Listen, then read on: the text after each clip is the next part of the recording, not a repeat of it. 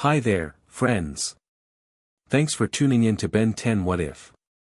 Get ready for an incredible journey as we present what if Ben 10 was an invincible universe. If you find our stories entertaining, a simple like and subscribe would mean everything to us. Your support motivates us to create more. Here we go. Chapter 1, Stranger in a Strange Land. The sky ripped open above Bellwood like someone had taken a knife to reality itself.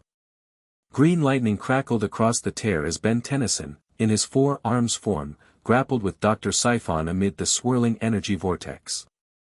"You have no idea what you're messing with," Ben shouted, his four massive red hands struggling to keep hold of the pale alien scientist as they plummeted through the air. The dimensional accelerator device strapped to Siphon's back pulsed with unstable energy. "That makes two of us, Tennyson." Siphon's thin lips curled into a manic grin. "But I've always been a pioneer of the unknown." The device on Siphon's back whined louder, reaching a dangerous pitch.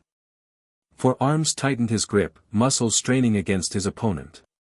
"Whatever you're planning, it ends now." "On the contrary," Siphon hissed through gritted teeth, "this is just the beginning." The dimensional accelerator erupted in a blinding flash of light. Ben felt himself being stretched in impossible directions, his very atoms pulling apart and reassembling. The familiar weight of the Omnitrix at his core remained his only anchor to reality as everything else dissolved into pure energy. Then, darkness. Ben's consciousness returned with the sensation of falling. His eyes snapped open to see unfamiliar city buildings rushing up to meet him. The Omnitrix had timed out during whatever the hell just happened, leaving him in his human form, plummeting towards certain death. Come on. He slammed his palm against the watch face, which flashed red stubbornly. Worst timing ever. The ground approached with alarming speed. Ben twisted his body, desperately trying to aim for a rooftop swimming pool he spotted below. Just as he resigned himself to becoming sidewalk art, something, or someone, snagged him out of the air. Gotcha. Ben found himself cradled in the arms of a flying teenage guy in a yellow and blue costume. The dude looked about his age, with dark hair and a concerned expression. Thanks for the save," Ben managed, his heart still racing from the near-death experience. "No problem." The flying teen looked genuinely confused. "Mind telling me why you were falling from the sky? And what was that green flash up there?" Before Ben could answer, three more costumed figures converged on them in mid-air, a girl with pink energy emanating from her hands, a guy in robot armor, and what appeared to be some sort of alien with blue skin. "Mark, be careful," the girl warned. "That energy signature matches nothing we've ever seen before. This could be another Sequid incursion." "I'm not a Sequid, whatever that is," Ben said, raising his hands defensively as the flying guy, Mark, set him down on a nearby rooftop. "My name's Ben Tennyson. And I think I'm not where I'm supposed to be." The robot-suited guy scoffed. "That's an understatement. You literally appeared out of nowhere in a burst of energy that broke half our sensors." The Omnitrix chose that moment to beep and flash green, indicating it had recharged. The four costumed heroes immediately tensed, powers and weapons at the ready. "Easy." Ben raised his hands higher. "This is just my watch. It's called the Omnitrix. It's how I transform." "Transform?" The blue alien's eyes narrowed. "Into what exactly?" Ben sighed. "Look, this is gonna sound crazy, but I think I'm from another dimension. I was fighting this alien criminal named Siphon who was messing with some dimensional tech, and now I'm here, wherever here is." The four exchanged glances before the girl stepped forward, the pink energy around her hands dimming slightly. "I'm Adam Eve. This is Invincible, Robot, and Alan the alien." She gestured to each of her teammates in turn. "And you're in Chicago." "Chicago? That part's normal at least," Ben said with relief. "But I've never heard of any of you, which pretty much confirms my dimension-hopping theory." Mark, or Invincible, apparently, looked intrigued rather than suspicious. So that watch lets you transform? Into what? Ben couldn't help but grin. Despite the dire situation, showing off the Omnitrix never got old. It's easier to show you, he said, twisting the dial. The familiar holographic display of alien silhouettes appeared above the watch. The Omnitrix contains the DNA of thousands of different alien species. I can transform into any of them. He selected Swampfire and slammed down the dial. Green light engulfed him, and in an instant, his human form was replaced by the plant-like alien with a flame-crowned head.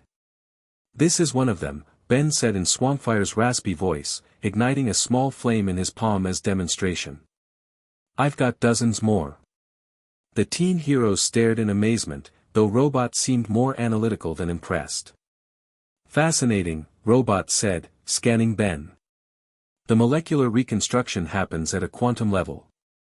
It's not an illusion or a power suit, you're genuinely transforming your genetic structure.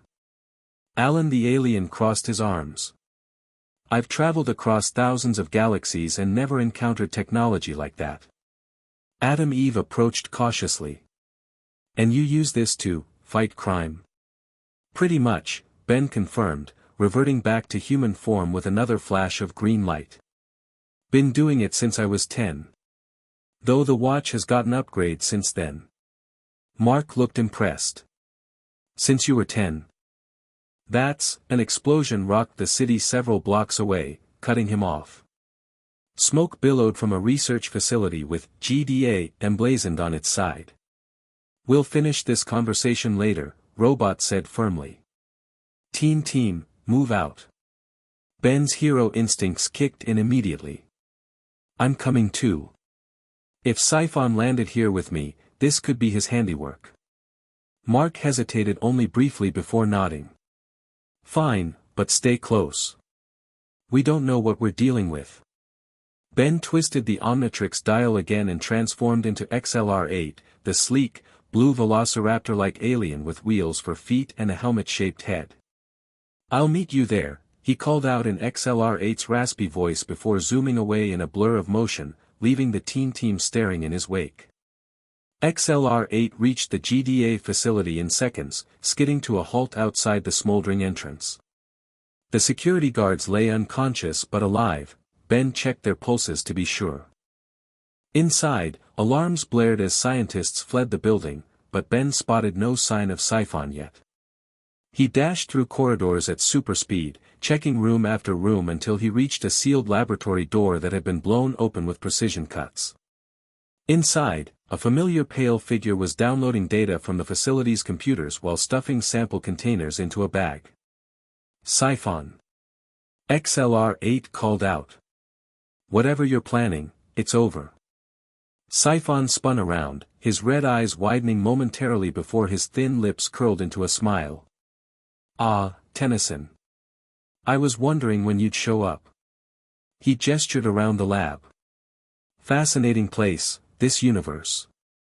The technology is different, but the principles are the same. And the DNA samples they have here. He held up a vial of red liquid. Extraordinary potential. XLR-8 rushed forward, but Siphon activated a shield device that repelled him, sending Ben crashing into a rack of equipment. I came prepared for your speed this time, Siphon sneered. And I'm not interested in fighting you right now. I'm too busy planning for the future, a future where I'll wield power beyond imagination by combining the best of both our worlds.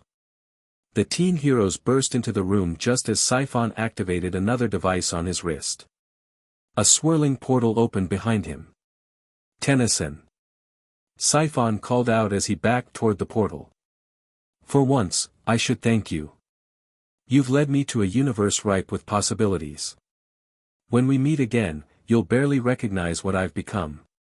Ben switched forms in a flash of green, transforming into Cannonbolt, the massive yellow-armored alien. He rolled forward at high speed, but Siphon had already stepped through the portal, which collapsed just as Cannonbolt crashed into the wall where it had been. Damn it! Ben shouted, uncurling from his ball form and punching the wall in frustration. He got away. Mark landed beside him. Who exactly was that guy? And what did he take? Ben transformed back to human with another green flash. His name is Dr. Siphon. He's a genius scientist and weapons designer from my universe. If he's stealing tech and DNA samples from yours. He trailed off, concern evident in his voice. That's very bad news, Robot finished for him, already accessing the damaged computer terminal. According to the system, he accessed files on various superhuman DNA samples, including. Robot paused, his electronic voice sounding troubled. Viltrumite DNA. Mark's expression darkened. My dad's not going to like this. Your dad? Ben asked. Omni-Man, Eve explained. The most powerful superhero on Earth. He's a Viltrumite. Alan nodded gravely. If this Siphon character is planning to weaponize Viltrumite DNA somehow, we need to stop him immediately. A new voice joined the conversation, calm but authoritative. And we will. They turned to see a man in a suit entering the damaged lab, flanked by agents in black tactical gear. Despite his ordinary appearance, something about him radiated authority and danger. Cecil Stedman, the man introduced himself to Ben. Global Defense Agency. And you must be the dimension traveler our sensors detected. His eyes flicked to the Omnitrix. With the very interesting watch. Ben instinctively covered the Omnitrix with his other hand. He'd dealt with enough government types back home to be wary. Cecil smiled thinly. Relax, Mr. Tennyson. If these four haven't tried to take it from you, neither will I. For now, I'm more concerned about your friend who just stole classified materials. He's not my friend, Ben clarified firmly. And I'm just as interested in stopping him as you are. Cecil nodded. Then it seems we have aligned interests. Why don't you come back to GDA headquarters? We have much to discuss, about getting you home, and about preventing your enemy from causing catastrophic damage to our world in the meantime. Ben looked at the teen team, who seemed to trust this Cecil person, if somewhat reluctantly. With no other options and Siphon on the loose in an unfamiliar universe, Ben decided cooperation was his best move for now. Lead the way, he said, following Cecil out of the damaged lab. The GDA headquarters made the plumbers' bases back home look like toys. Situated beneath the city in a massive underground complex, it housed technology Ben had never seen before, even with all his interdimensional adventures. Cecil led him through security checkpoints where guards eyed the Omnitrix with obvious interest but made no move to confiscate it. The teen team had been dismissed, except for Mark, Invincible, who Cecil had asked to stay. As they walked, Ben couldn't help but notice the stares from agents and scientists they passed. So, Cecil began once they were seated in a secure conference room, dimension travel. Not unheard of, but rare enough to get my attention. Especially when the traveler possesses technology like that. He nodded toward the Omnitrix. It's called the Omnitrix, Ben explained, deciding honesty was the best approach. It contains the DNA of aliens from across my universe, allowing me to transform into them temporarily. I use it to protect Earth as a plumber, basically an intergalactic peacekeeper. Cecil raised an eyebrow. At your age? Ben shrugged. I've been doing this since I was 10. Found the Omnitrix by accident, been saving the world ever since. Mark looked impressed. That's earlier than I started. I only got my powers a few months ago. Cecil tapped something on a tablet, and a holographic display appeared showing the energy signature from Ben's arrival. Our sensors detected a quantum rift when you appeared. Theoretical physics suggests such rifts can heal themselves over time, potentially creating a way home for you. But it could take weeks, even months. Ben's stomach dropped. Months? I can't stay here that long. My family will think I'm dead. We may be able to accelerate the process, Cecil continued, but we'll need to understand exactly how you got here in the first place. And that means finding your Dr. Siphon. He's not my Dr. Siphon, Ben muttered.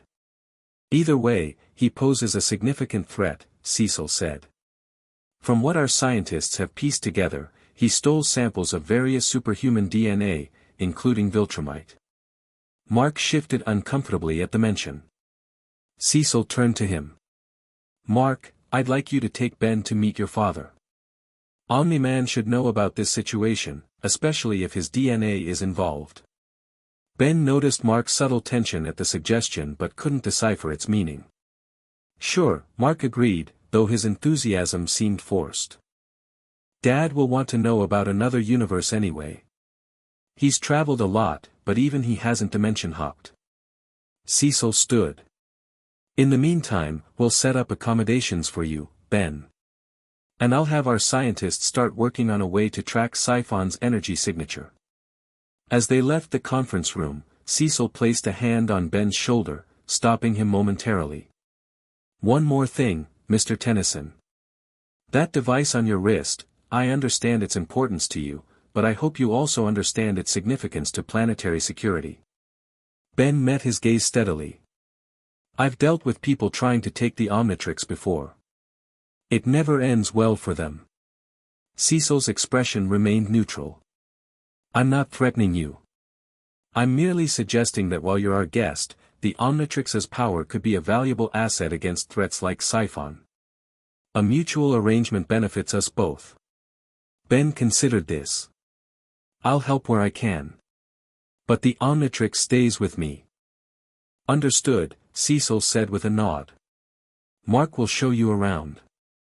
We'll talk more tomorrow after you've met Omni-Man. As Cecil walked away, Mark grinned at Ben. Man, you stood up to Cecil. Not many people do that.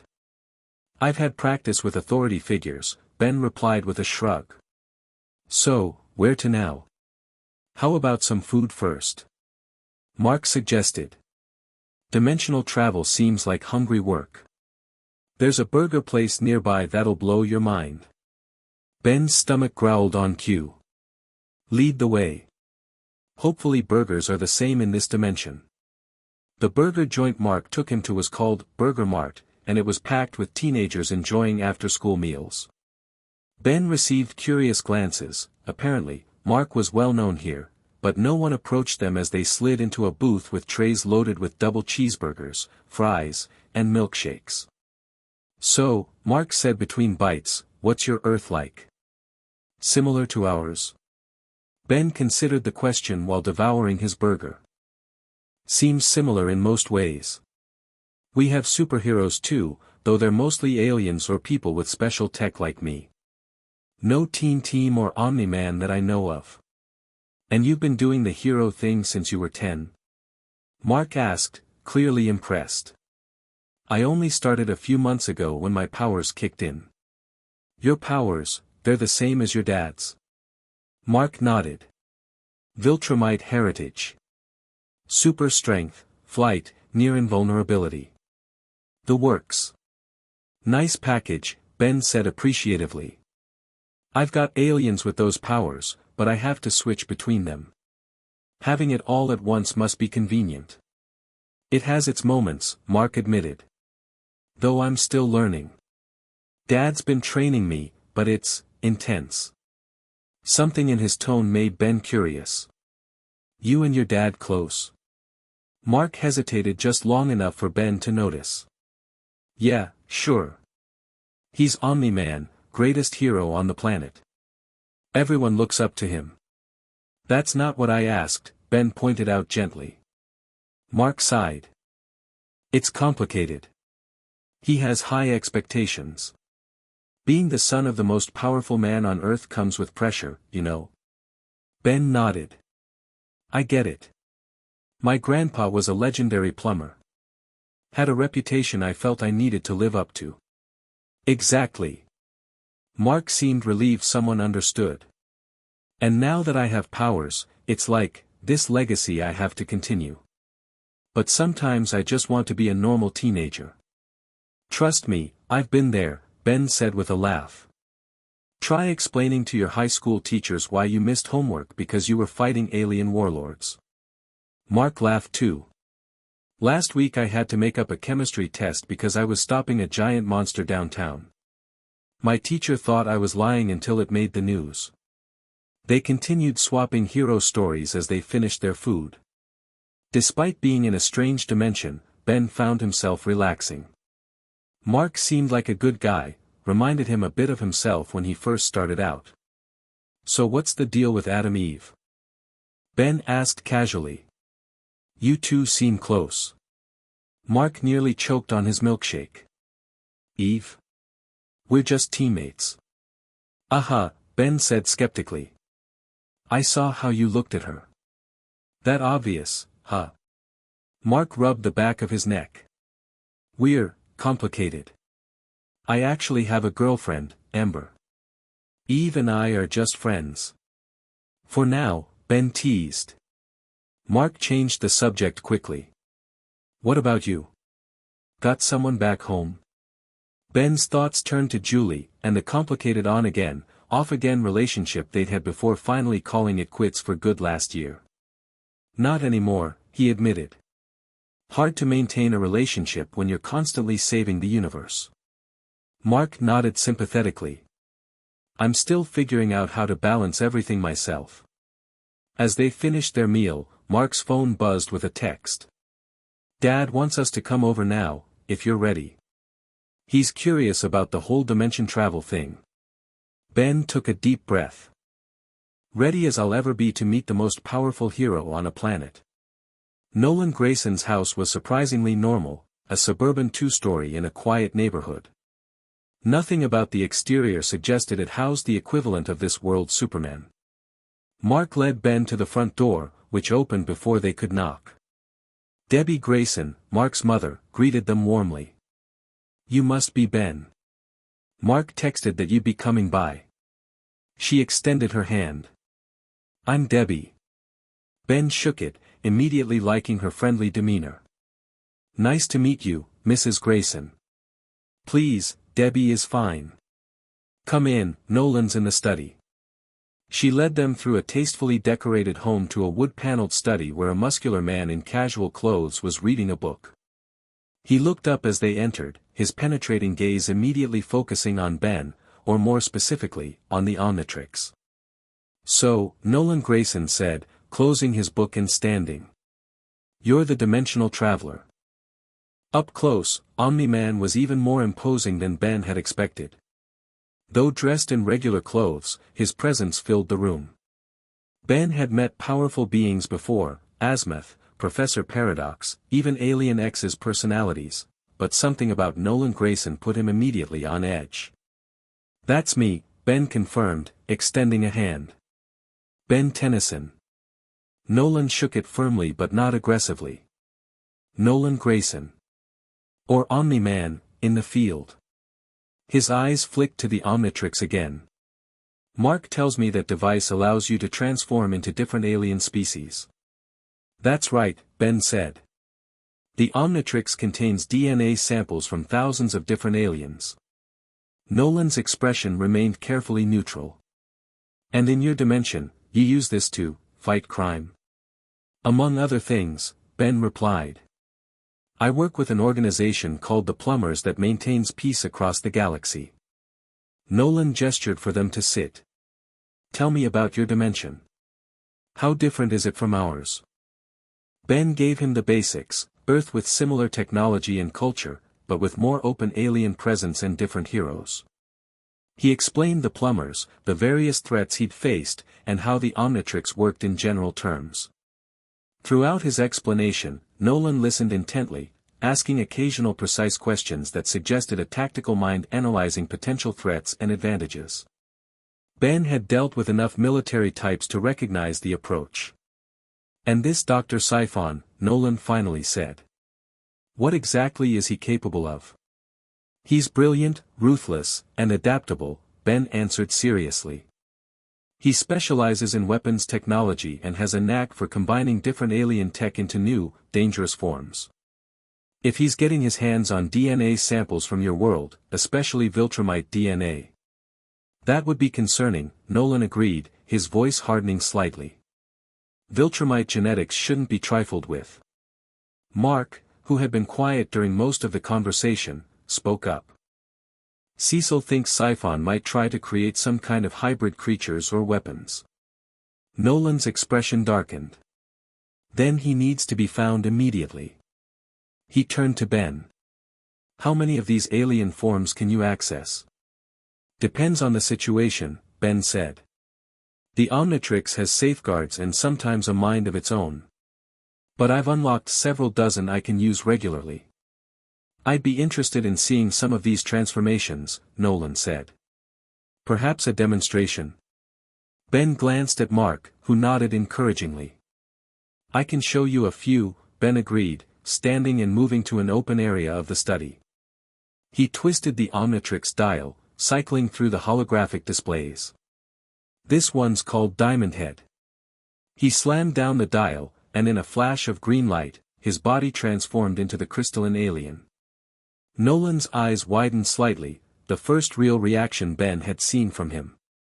Crystalline silicon-based life form, Nolan observed. Impressive density. Ben morphed his arm into a crystal blade, then back to a hand. I can manipulate the crystal structure, create weapons, shields. And I'm nearly indestructible in this form. Nolan stood, circling Ben with analytical interest. And you can change into something completely different? At will? Ben nodded and hit the Omnitrix symbol on his chest, transforming again. This time he became Heat Blast, his body composed of living magma with flames erupting from his head and shoulders. Pyronite, Ben explained in Heat Blast's crackling voice. Control over fire and heat. Nolan's expression remained carefully controlled, but Ben noticed his fists clench briefly before relaxing. One more, Nolan requested. Ben hit the symbol again, transforming into Big Chill, the moth-like alien with ice powers. He demonstrated by exhaling a freezing breath that created ice crystals in the air. Necrophrygian, Ben said in Big Chill's whispery voice. Ice powers, intangibility, flight. Fascinating, Nolan said, returning to his seat as Ben reverted to human form. Such versatility in one device. On Viltrum, we would consider such technology significant. Something about his tone made Ben uneasy, though he couldn't place exactly why. It was created by the smartest being in my universe, Ben explained. It's meant to promote peace through understanding, by literally walking in another species' shoes. A noble goal, Nolan commented. Though in practice, you use it primarily as a weapon. A tool, Ben corrected firmly. For defense and helping others. Nolan smiled, though it didn't quite reach his eyes. Of course. Now, about this Siphon threat, I'll coordinate with the GDA to help track him down. In the meantime, Mark can show you around the city, get you acclimated in case you're here for a while. Thanks, Ben said, unsure why he felt relieved to be ending the conversation. As they prepared to leave, Debbie invited Ben to stay for dinner, but Mark quickly made excuses about showing Ben more of the city. Once they were outside and well away from the house, Ben turned to Mark. Your dad's intense. Mark laughed nervously. Yeah, he can be. Sorry about the interrogation. I'm used to it, Ben shrugged. But he seemed really interested in the Omnitrix. Dad's always analyzing potential threats and assets, Mark explained. It's the Viltrumite way, apparently. Always assessing. They walked in silence for a moment before Mark spoke again. So, want to see what passes for hero work around here? I've got patrol tonight. Ben grinned. Now you're talking. Patrolling with Mark turned out to be more action-packed than Ben had expected. Within the first hour, they'd stopped 2 muggings, prevented a high-speed car chase from ending in disaster, and were now perched on a rooftop overlooking a suspicious warehouse where, according to Mark, drug deals frequently went down. So this is your regular Tuesday night, huh? Ben asked, leaning against an air conditioning unit. Mark nodded. Pretty much. Dad thinks it's beneath our abilities to handle street crime, but someone has to do it. I get that, Ben agreed. Back home, I split my time between cosmic threats and helping regular people. Both matter. Mark seemed pleased by the validation. Exactly. I mean, what's the point of having powers if you don't use them to help everyone you can? Their conversation was interrupted by the sound of breaking glass below. Several armed men were entering the warehouse through a side entrance. That's our cue, Mark said, standing. Ready for some real action in this dimension? Ben twisted the Omnitrix dial. Been ready. Let's do this as a team, you take point, I'll back you up as Ghost Freak. Invisible reconnaissance first. I like how you think, Mark grinned. Ben transformed into the ghostly alien and followed as Mark flew down to the warehouse. Inside, they found something unexpected. Instead of a drug deal, the armed men were meeting with a familiar pale figure, Dr. Siphon. The payment is sufficient, Siphon was saying, examining a case of what appeared to be glowing purple crystals. And the location is secure for my needs. Completely off the grid, one of the men confirmed. Former GDA research site, abandoned after the Sequid incident. All the equipment you requested has been delivered. Ghost Freak floated closer, staying invisible, and signaled to Mark to hold position outside a skylight. Excellent, Siphon continued. The DNA samples I acquired need specific conditions to be properly synthesized. Once I combine them with technology from my dimension, this world will witness power beyond imagination. And we get exclusive rights to the weaponry, as agreed, the lead gunman stated. Siphon smiled coldly. The small-scale applications, yes. The true potential, that I keep for myself. Ben had heard enough. He materialized in front of the startled group, his ghostly form looming menacingly. Sorry to crash the party, Siphon. The gunman immediately opened fire, but the bullets passed harmlessly through Ghost Freak's intangible form. Siphon, unsurprised by Ben's appearance, simply sighed. Right on schedule, Tennyson. Your predictability across dimensions is actually impressive. Mark crashed through the skylight, landing with enough force to crack the concrete floor. Whatever you're planning stops now. The gunmen redirected their fire toward Mark, but the bullets bounced off his invulnerable skin. With casual ease, he disarmed two men with a blur of super-speed movement, while Ben used Ghost Freak's abilities to possess a third gunman and make him knock out his companions. Siphon, seeing the fight turn against his allies, activated a device on his wrist. A shield of energy surrounded him as he backed toward the exit. I expected this, you know, he called out. These men were merely a distraction. My real work continues elsewhere. Ben shifted back to human and quickly transformed again, this time into chromastone. Purple crystal energy gathered in his hands as he fired a beam at Siphon's shield, testing its strength. The shield held, but barely. Siphon's expression flickered with momentary concern. New form, Tennyson. This universe is already affecting the Omnitrix, I see. Fascinating. Mark flew at the shield from the opposite direction, striking it with full force. The barrier rippled but remained intact. Viltrumite strength, Siphon observed. Impressive, but not enough. He pressed another button on his wrist device, and a concussive blast erupted from the shield, knocking both heroes back. By the time they recovered, Siphon had disappeared through a side door. After him. Ben shouted, running in pursuit with Mark close behind. They burst outside just in time to see Siphon boarding a sleek aircraft unlike anything Ben had seen before, a hybrid of technologies that had to be Siphon's own creation. He's combining tech from both dimensions already, Ben realized aloud. Mark didn't wait for further analysis and launched himself at the rising aircraft. He grabbed onto its hull, fingers digging into the metal as he tried to prevent it from escaping. Ben transformed into Jetray, his manta ray-like form allowing him to fly after them. But before he could reach the aircraft, it emitted a pulse of energy that disrupted his nervous system, sending him tumbling back to Earth. Even Mark was dislodged, the pulse somehow countering his Viltrumite strength momentarily. As they regained their bearings on the ground, the aircraft disappeared into the night sky. What the hell was that? Mark asked, rubbing his hands where the energy had burned them slightly. It felt like my strength just vanished for a second. Ben, reverting to human form, looked troubled.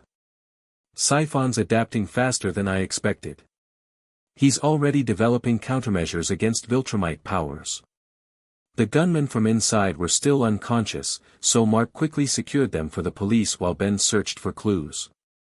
In the briefcase Siphon had been examining, they found one remaining purple crystal. What is this stuff? Ben asked, holding it up cautiously. Mark frowned. Looks like ulticrystal. Highly unstable energy source. The GDA banned research on it after several facilities had accidents. And now Siphon has a case full of it, Ben muttered. Plus Viltrumite DNA samples and whatever other superhuman genetics he stole. We should get this to Cecil, Mark said, carefully taking the crystal. The GDA can analyze it, maybe figure out what Siphon is planning. As they prepared to leave, Ben noticed a small device attached to the underside of a table. It was unlike the other technology in the warehouse, sleeker, with pulsing lights that suggested Siphon's design aesthetic. Hold up, he said, carefully examining it without touching it. This looks like a data transmitter. Siphon must have been gathering intel from these guys. Mark looked over his shoulder. Can you disable it? Better. Ben grinned, transforming into gray matter, the tiny but super-intelligent Galvan. In this form, his massive brain quickly analyzed the device's structure. Fascinating hybrid technology, Gray Matter muttered, his diminutive hands working with precision to open the device. He's already integrated components from both dimensions into a functional system. Can you track where it's sending data? Mark asked, having to kneel down to speak to the tiny alien. Working on it, Gray Matter replied. The encryption is sophisticated, but, got it. He extracted a small component from the device and held it up triumphantly. This contains the coordinates of the receiver. Once the GDA decrypts it, we'll know where Siphon's operating from. Mark looked impressed. That's handy. How many different aliens can you turn into again? Gray Matter transformed back into Ben with a flash of green light. Lost count. But each one has specific uses. Gray Matter's good for tech and science stuff. Let's get this to Cecil, Mark said, carefully pocketing both the crystal and the component Ben had extracted. Maybe we can get ahead of Siphon for once. The GDA headquarters was still bustling with activity despite the late hour. Cecil met them in a secure lab where scientists immediately began analyzing the ulticrystal and the transmitter component. Good work, Cecil said, watching the analysis on a monitor. Though I'm concerned about how quickly this Siphon character is adapting to our world. That's his specialty, Ben explained. He's a tech scavenger, takes bits and pieces from different sources and combines them into something new. Which makes him unpredictable, Cecil concluded. A dangerous quality. A scientist approached with a tablet. Sir, we've decrypted the coordinates from the transmitter. It's an abandoned DAA research facility outside the city, as suspected. DA? Ben asked. Department of Astral Affairs, Mark explained. They handle extraterrestrial stuff, but they had a major security breach a while back. Some of their facilities were compromised. Cecil nodded. Perfect hiding spot for someone like Siphon. Remote, already equipped with advanced technology, and off most official radars since the shutdown. We should hit it now, Ben suggested. Before he has time to set up more defenses. Cecil shook his head. Not without proper intelligence and backup. The facility is extensive, and if he's already developed countermeasures against Viltrumite powers, we need to proceed cautiously. He's right, Mark admitted reluctantly. That pulse weapon caught me completely off guard. We need a plan. Cecil turned to the scientists. I want satellite surveillance of that facility immediately. Heat signatures, energy readings, the works. And get me Omni-Man, if we're dealing with Viltrumite countermeasures, he should know. Ben suppressed a frown at the mention of Nolan. Something about Mark's father still bothered him, though he couldn't place why. In the meantime, Cecil continued, you two get some rest. Ben, we've arranged accommodations for you here at headquarters. Mark, go home, but be ready for my call. Mark looked like he wanted to argue but nodded instead. Fine. But call the moment you have a plan. As they left the lab, Mark turned to Ben. Sorry about the wild goose chase tonight. At least we got some solid intel. That's hero work, Ben shrugged. 2 steps forward, 1 step back. We'll get him. Mark smiled. I like your confidence. It's been cool working with another hero my age who gets it. Same here, Ben agreed. Though I'm hoping I'm not stuck in this dimension long enough to become permanent partners. Right, Mark laughed. Well, I'll see you tomorrow. Try not to let the GDA scientists dismantle your watch while you sleep. Ben grinned. They can try. After Mark left, an agent showed Ben to his temporary quarters, a surprisingly comfortable room that reminded him of a hotel suite more than a government facility.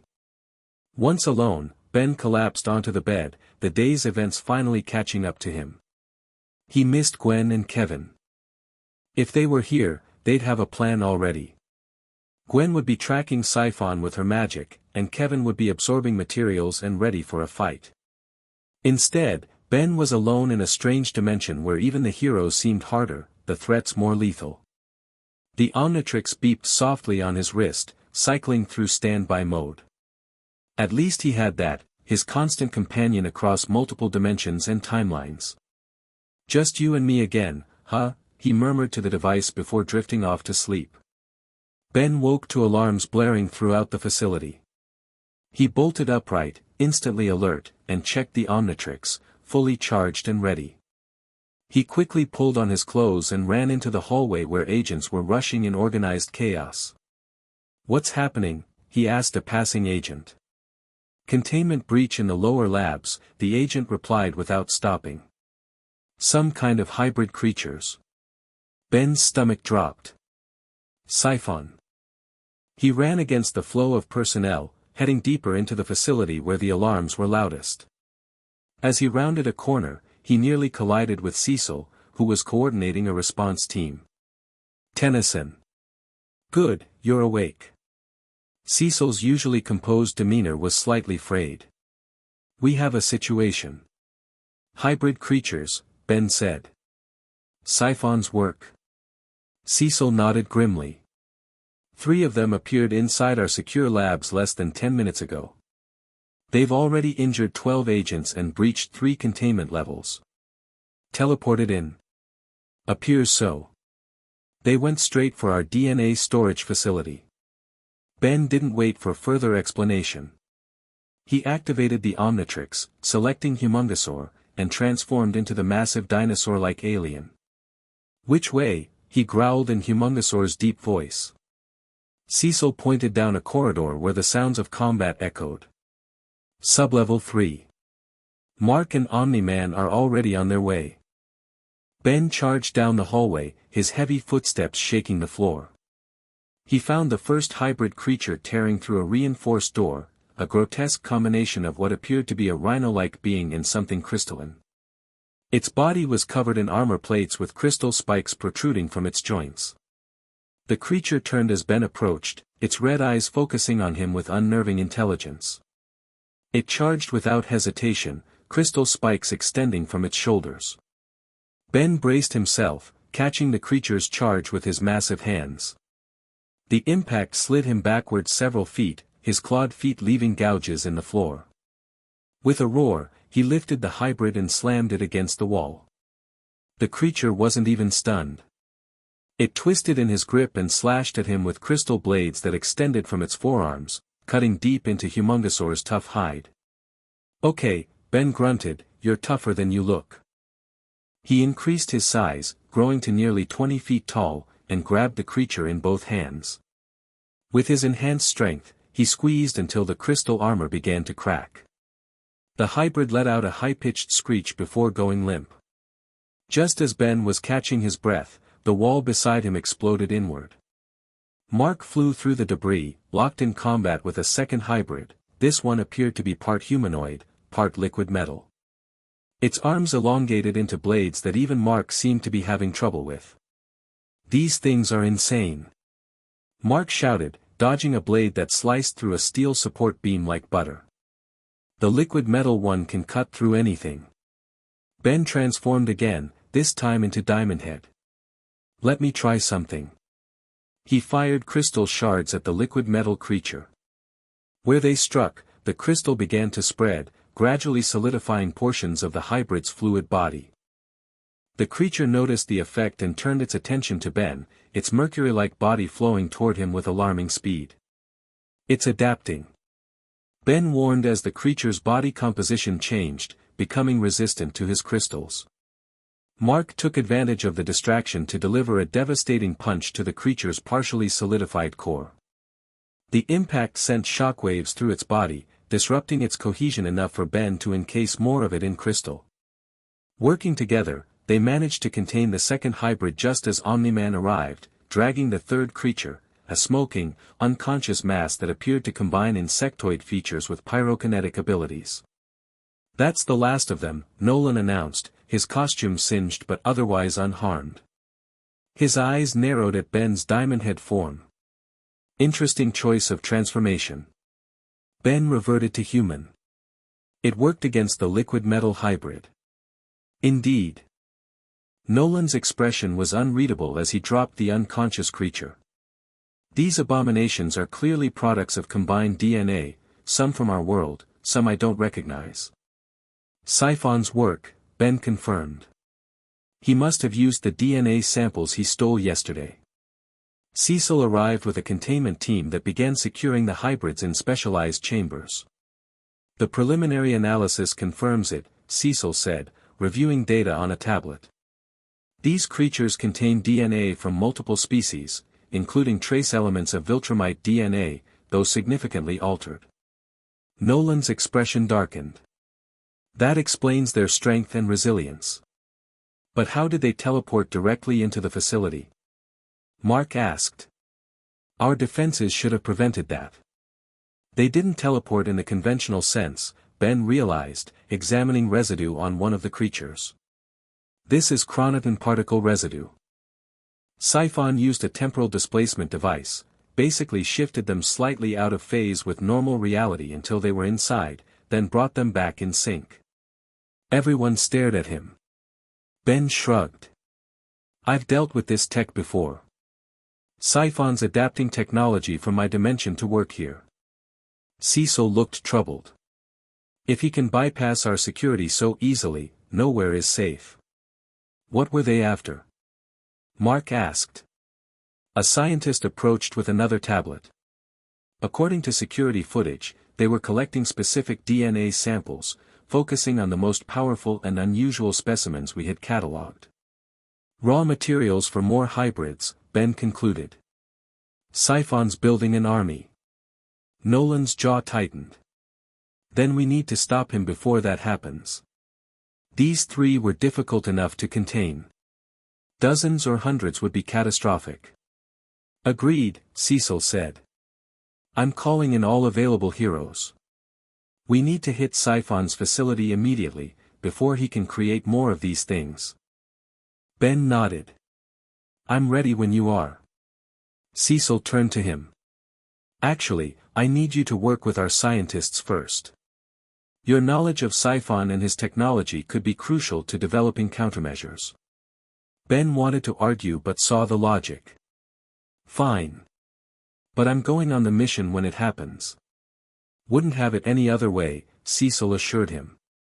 "Mark, you and your father coordinate with the other heroes. Briefing in 1 hour." As everyone dispersed to their assignments, Ben found himself working alongside GDA scientists, explaining Siphon's methods and weaknesses. The scientists were brilliant but struggled to grasp the interdimensional aspects of the technology. It's like he's rewriting the laws of physics to allow incompatible technologies to work together, one frustrated scientist complained. That's exactly what he's doing, Ben confirmed. Where I come from, we call it harmonic technological integration. Basically forcing different technological paradigms to sync up by finding their fundamental similarities. Fascinating, another scientist murmured. And potentially revolutionary if it could be controlled. That's what makes Siphon dangerous, Ben warned. He's not just powerful, he's innovative. And he adapts quickly.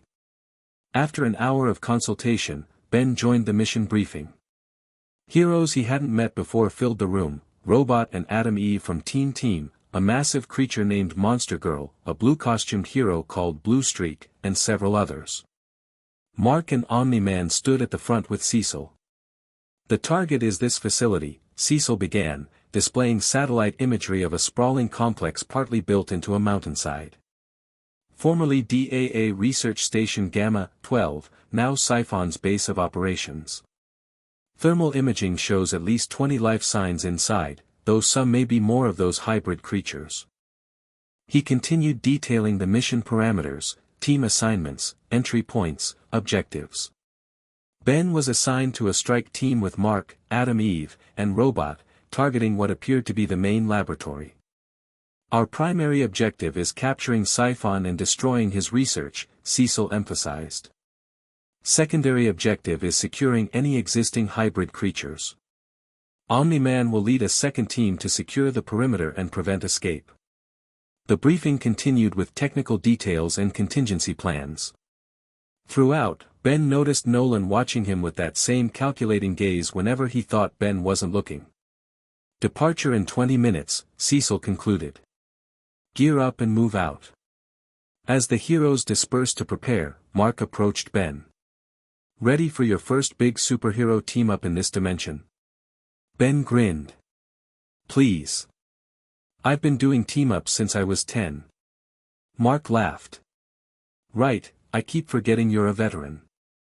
Any advice for taking down your dimension-hopping mad scientist? Siphon's dangerous but predictable in some ways, Ben said. He always has an escape plan and usually a self-destruct mechanism for his bases. We need to find and disable both of those first. Noted, Mark replied. Let's make sure we end this today. Ben nodded, though something told him it wouldn't be that simple. Siphon had adapted too quickly, integrated too much new technology and DNA. Whatever he was planning, it was bigger than a few hybrid creatures. And as Ben boarded the GDA transport with the other heroes, he couldn't shake the feeling that they were walking into something much worse than they anticipated. The GDA transport sped toward Siphon's mountain facility, keeping low to avoid detection. Inside, the heroes made final preparations, checking equipment, reviewing tactics, mentally preparing for the fight ahead. Ben sat across from Adam Eve, who was manipulating pink energy between her fingers in what appeared to be a focusing exercise. So, she said, looking up at him, Mark says you've been doing the hero thing since you were a kid. Ben nodded.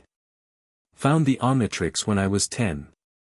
Been saving the world regularly ever since. That's young, she commented. Even for our world. Most of us didn't start until at least high school. Didn't have much choice, Ben shrugged. When alien warlords are hunting you for the device on your wrist, you adapt pretty quickly. Eve's energy dissipated as she leaned forward, genuinely curious. What's it like? Changing into different aliens, I mean. Does it hurt? Not anymore, Ben answered. It did at first, felt like my bones were melting and reforming. Now it's instantaneous. 1 second I'm me, the next I'm someone else entirely. But still you, inside, she observed. Ben considered this. Yes and no.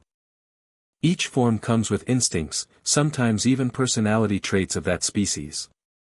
I'm still in control, but, it's like seeing the world through different eyes each time. Approaching drop zone, the pilot announced, interrupting their conversation. 2 minutes. Robot approached them, his mechanical body humming softly. Ben, based on the data you provided, I've calculated Siphon's most likely location within the facility. He displayed a holographic map. This central chamber has the highest energy readings and appears to be where the dimensional technology is concentrated. Ben studied the map. That tracks with his usual setup. He likes to work at the heart of his operations, surrounded by defenses. Mark joined them, adjusting his gloves. Dad and his team will hit the perimeter defenses first, create a diversion. We go in through this maintenance tunnel while they've got Siphon's attention. Ben nodded, then turned to Robot. One thing, look for unusual energy signatures near exits. Siphon always has escape routes, usually with dimensional displacement tech. Already scanning, Robot confirmed. I'm detecting 3 potential anomalies that match your description.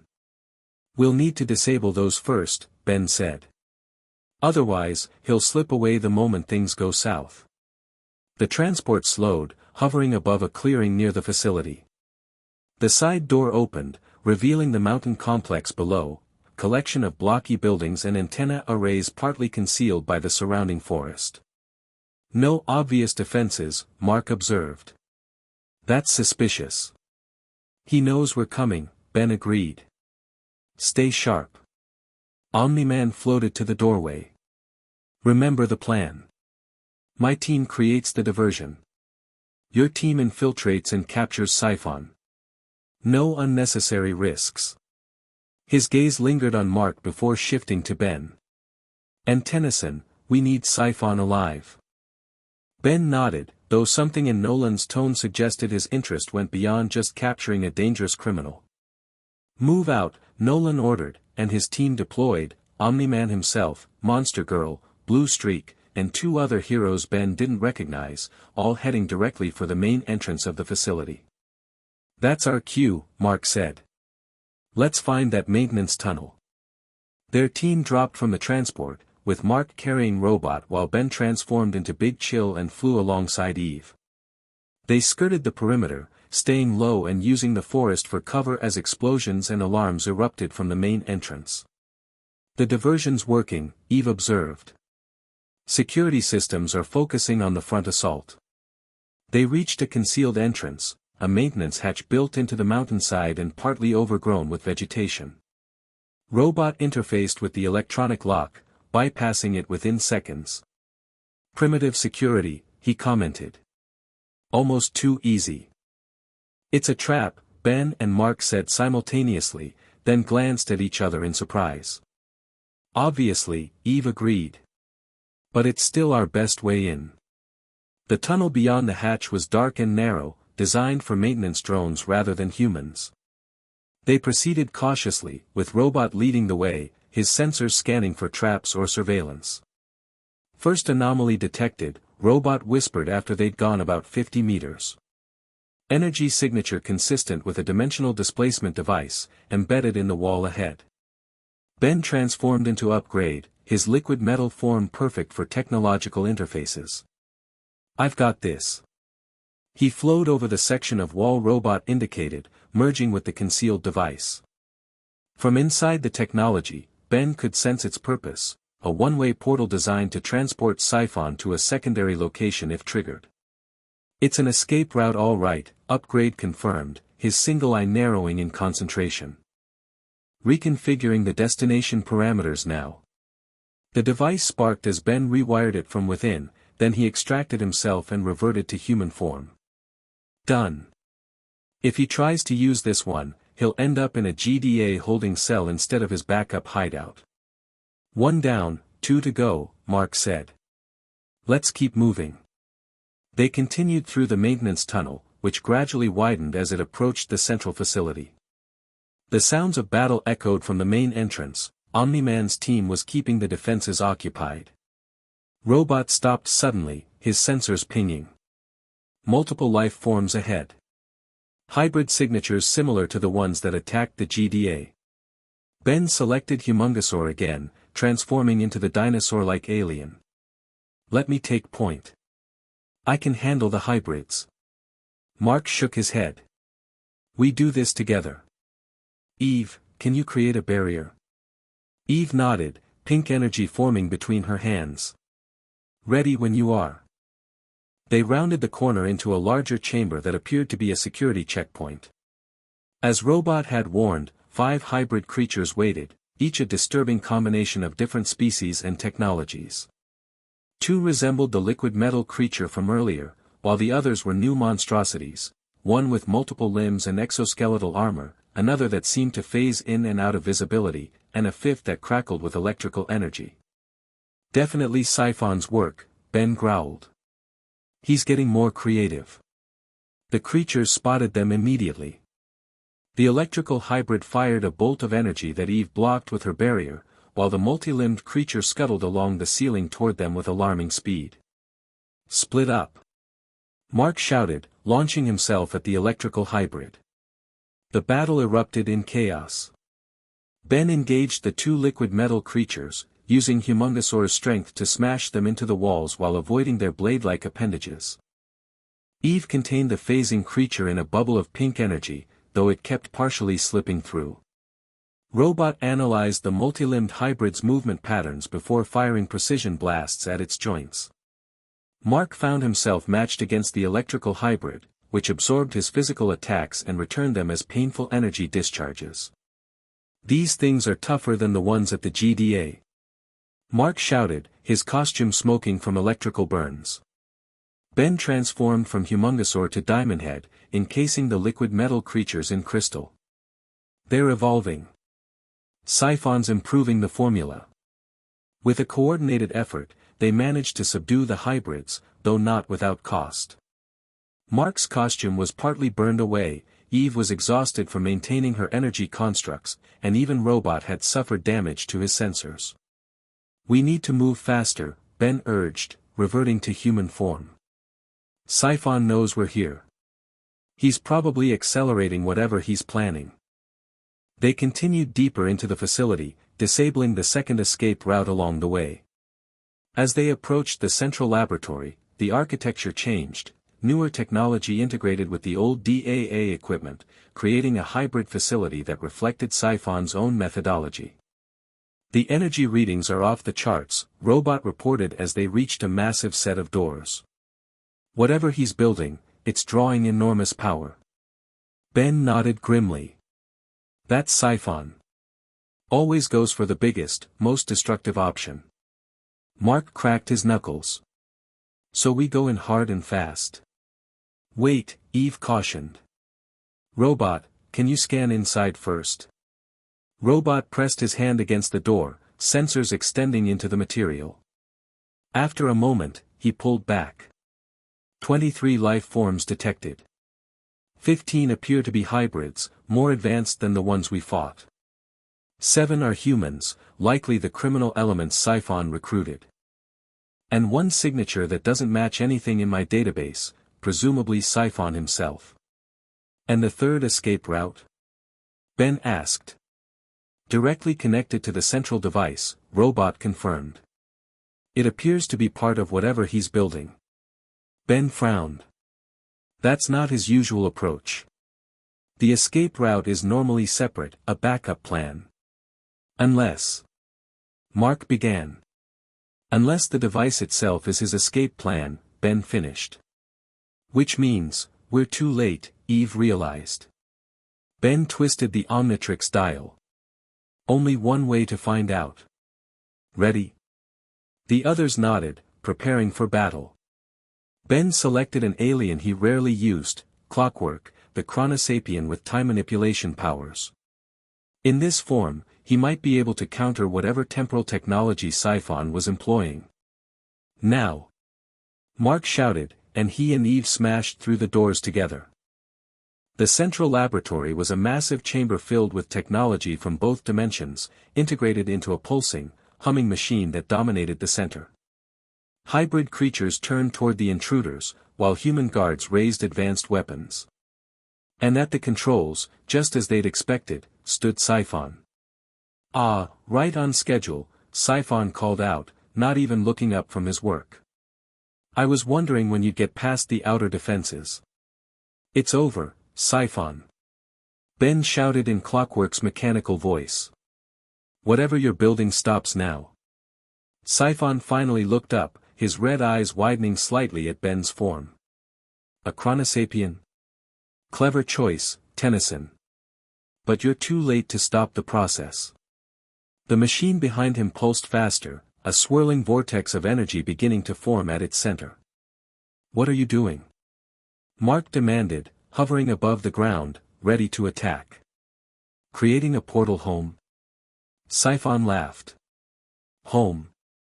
Why would I want to return to a universe where I'm a secondary threat at best? No, this is about evolution, mine, specifically. He gestured to the machine. This device isn't just a portal. It's a genetic recombinator on a universal scale. I'm merging select aspects of both our dimensions, the most powerful elements of each, concentrated into a new reality where I will be the dominant force. Ben stepped forward, the key-like mechanism in his head spinning as he prepared to use Clockwork's time powers. You can't merge dimensions. The quantum instability alone would normally be catastrophic, yes, Siphon interrupted. But with Viltrumite DNA as a stabilizing agent, modified with chronoton particles from your dimension, the possibilities become endless. Realization dawned on Ben. The hybrids were just experiments.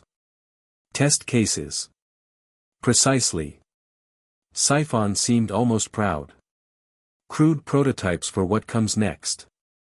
The true hybridization, an entire pocket dimension with the perfect combination of physical laws and biological potential. Enough talk, Mark growled, launching himself toward Siphon.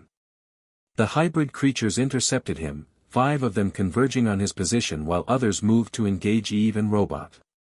But Siphon himself stood calmly, protected by a personal shield as he continued adjusting controls on the machine. Ben focused Clockwork's powers on the swirling vortex, trying to slow the temporal acceleration that was fueling the dimensional merger. The effort strained his abilities to their limits, the key in his head spinning frantically. You can feel it, can't you? Siphon called to him over the chaos of battle. The quantum fluctuations, the temporal distortions. Beautiful, isn't it? This isn't science. Ben shouted back, struggling to maintain his concentration. It's reckless destruction. Around them, the battle raged. Mark fought off hybrid after hybrid, their enhanced abilities keeping even his Viltrumite strength occupied. Eve created complex energy constructs to contain others, while Robot analyzed and exploited weaknesses in their programming. But Siphon's machine continued its cycle, the vortex growing larger despite Ben's efforts to slow it. I need to get closer. Ben called to the others. Cover me. Mark nodded, doubling his efforts against the hybrids. Go. We've got this. Ben pushed forward, using Clockwork's temporal abilities to create a bubble of slowed time around himself, making it harder for the hybrids to target him. He reached the edge of the machine's platform where Siphon worked. You're making a mistake, Ben warned. Merging dimensions isn't like mixing chemicals. The cosmic balance will be rewritten to my specifications, Siphon cut him off.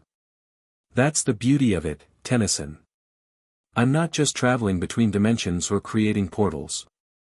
I'm selectively harvesting the fundamental aspects I want and discarding the rest. The machine surged, the vortex expanding suddenly. Siphon laughed as energy coursed over his body, changing him. His pale skin darkened and hardened, taking on a crystalline quality similar to diamond heads but with the density of Viltrumite physiology. You see, he exclaimed, his voice deeper, more resonant. The process has already begun with me as the prototype. Ben realized the danger was greater than he'd thought. Siphon wasn't just creating hybrids, he was becoming one himself, incorporating the powers of Ben's aliens with the genetic advantages of this dimension's beings. He transformed again, this time into Alien X, the celestial being with reality-warping powers. It was a desperate move. Alien X was notoriously difficult to control due to the multiple personalities that governed its powers. But Ben had gotten better at negotiating with Serena and Bellicus, the 2 personalities within Alien X. The laboratory seemed to freeze as Ben entered the conceptual space within Alien X's consciousness. Bellicus, Serena, Ben addressed the two floating faces that represented the personalities of rage and love within Alien X. We have an emergency. Siphon is attempting to merge dimensions. Bellicus, the face of rage, scowled. Another crisis requiring our intervention. How convenient. Serena, the face of love, seemed more concerned. Dimensional merging is forbidden by the celestial sapiens. It disrupts the cosmic balance. That's why I need your help, Ben urged. We need to stop the process before it goes too far. And what do you propose? Bellicus demanded. Let me use Alien X's powers to neutralize Siphon's machine, Ben requested. Just enough to stop the merger without causing a dimensional collapse. The two faces considered this. Motion proposed, Serena announced. Seconded, Bellicus grudgingly agreed. But only enough power to stop the machine, nothing more. And this counts as your favor for the millennium, Tennyson. Agreed, Ben said quickly. Motion carried. Motion carried, both faces confirmed in unison. Back in the physical world, only a microsecond had passed. Alien X raised his hands, cosmic energy gathering between them. The vortex responded, fluctuating as reality itself bent to Alien X's will. Siphon's eyes widened in genuine fear. A celestial sapien? No. The merger is too delicate for such crude intervention. But it was too late. Alien X released a pulse of energy that struck Siphon's machine, causing it to spark and shudder. The vortex contracted rapidly, pulling in the energy it had been releasing. No, no, and no. Siphon shouted, frantically trying to stabilize the process. You fool. If the merger collapses improperly, it could tear a hole between both universes. Ben knew he was right, even Alien X's careful intervention had destabilized the delicate process. The machine was now collapsing in on itself, threatening to create a catastrophic dimensional rift. Inside Alien X's consciousness, Bellicus and Serena realized the danger. We agreed to stop the machine, not create a bigger problem. Bellicus raged. The balance is disrupted, Serena worried. We must contain it. I need more control, Ben pleaded. Just for a moment, to redirect the energy safely. The faces exchanged glances before nodding in rare agreement. Alien X's body began to glow with intense cosmic energy. The collapsing vortex responded, its chaotic energy gradually bringing itself under control as Alien X rewove the fabric of reality around it. Siphon, seeing his plan failing, made a desperate lunge for the machine's controls. Mark intercepted him, delivering a punch that would have shattered concrete. But Siphon's partially transformed body absorbed the blow, his new crystalline structure flexing but not breaking. I've evolved beyond you already, Siphon snarled, grabbing Mark's arm and throwing him across the room with newfound strength. Even if the full merger fails, I've absorbed enough to become a god in this reality. Eve tried to contain him with energy constructs, but Siphon shattered them with a wave of his hand, crystalline spikes erupting from his body in all directions. Robot analyzed his new form, firing precision blasts at what should have been weak points, but Siphon adapted with each hit, his body shifting to compensate. Meanwhile, Alien X continued the delicate work of containing the dimensional collapse. The vortex contracted further, the wild energy being drawn back into a stable singularity that could be safely closed. Siphon saw what was happening and howled in frustration. No. My perfect dimension. In a desperate move, he lunged for Alien X, his body transforming further as he moved, growing larger, stronger, incorporating aspects of multiple alien species in a grotesque display of uncontrolled hybridization. Mark intercepted him again, this time joined by Eve and Robot in a coordinated attack that momentarily staggered Siphon. But his adaptation accelerated, his body absorbing and incorporating each attack they landed. I need more time. Ben called out from within Alien X, keep him busy. Easy for you to say. Mark shouted back, dodging crystal spikes that erupted from the floor as Siphon's influence spread throughout the laboratory. The walls began to shake, the entire facility destabilizing as the dimensional energies fluctuated. Sections of the ceiling collapsed, and equipment sparked and exploded around them. The whole place is coming down. Eve warned, creating shields to protect them from falling debris. Ben felt Alien X's control of the vortex nearing completion. Just a few more seconds and the dimensional rift would be safely closed.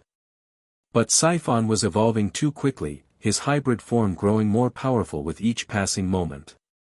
In a burst of speed that surprised even Mark, Siphon broke through their defensive line and reached the machine, plunging his transformed hands directly into the contracting vortex. "If I can't have my perfect dimension," he snarled, "then I'll take what power I can directly from the source." Energy coursed through Siphon's body, causing him to convulse and scream as raw dimensional power flooded his system. His form flickered and warped, unable to maintain stability under the influx of cosmic energy. Ben realized what was happening. Siphon was becoming a dimensional anomaly himself, a walking rift that could tear reality apart just by existing. With a final surge of Alien X's power, Ben completed the containment of the vortex, collapsing it into a stable point of energy. But Siphon remained connected to it, his body a conduit for forces he couldn't possibly control. "We need to separate him from the energy source," Ben called out, reverting from Alien X to human form as the celestial being's power was depleted. Mark didn't hesitate. With a burst of speed that left a sonic boom in his wake, he slammed into Siphon, breaking his connection to the machine. The impact sent them both crashing through the laboratory wall and out into the open air beyond. Ben, Eve, and Robot rushed to the breach in time to see Mark and Siphon plummeting toward the forest below, locked in desperate combat. Siphon's body continued to transform erratically, parts of him phasing in and out of reality as the dimensional energy he'd absorbed sought equilibrium. "He's becoming unstable," Robot warned, scanners analyzing the fluctuating energy patterns. "If he fully destabilizes, it could create a new rift," Ben finished, already activating the Omnitrix again. "We need to contain him." He transformed into feedback, the conductoid alien capable of absorbing and redirecting energy. "Eve, get us down there." Eve created a platform of pink energy that carried them after Mark and Siphon, who had crashed into the forest clearing below.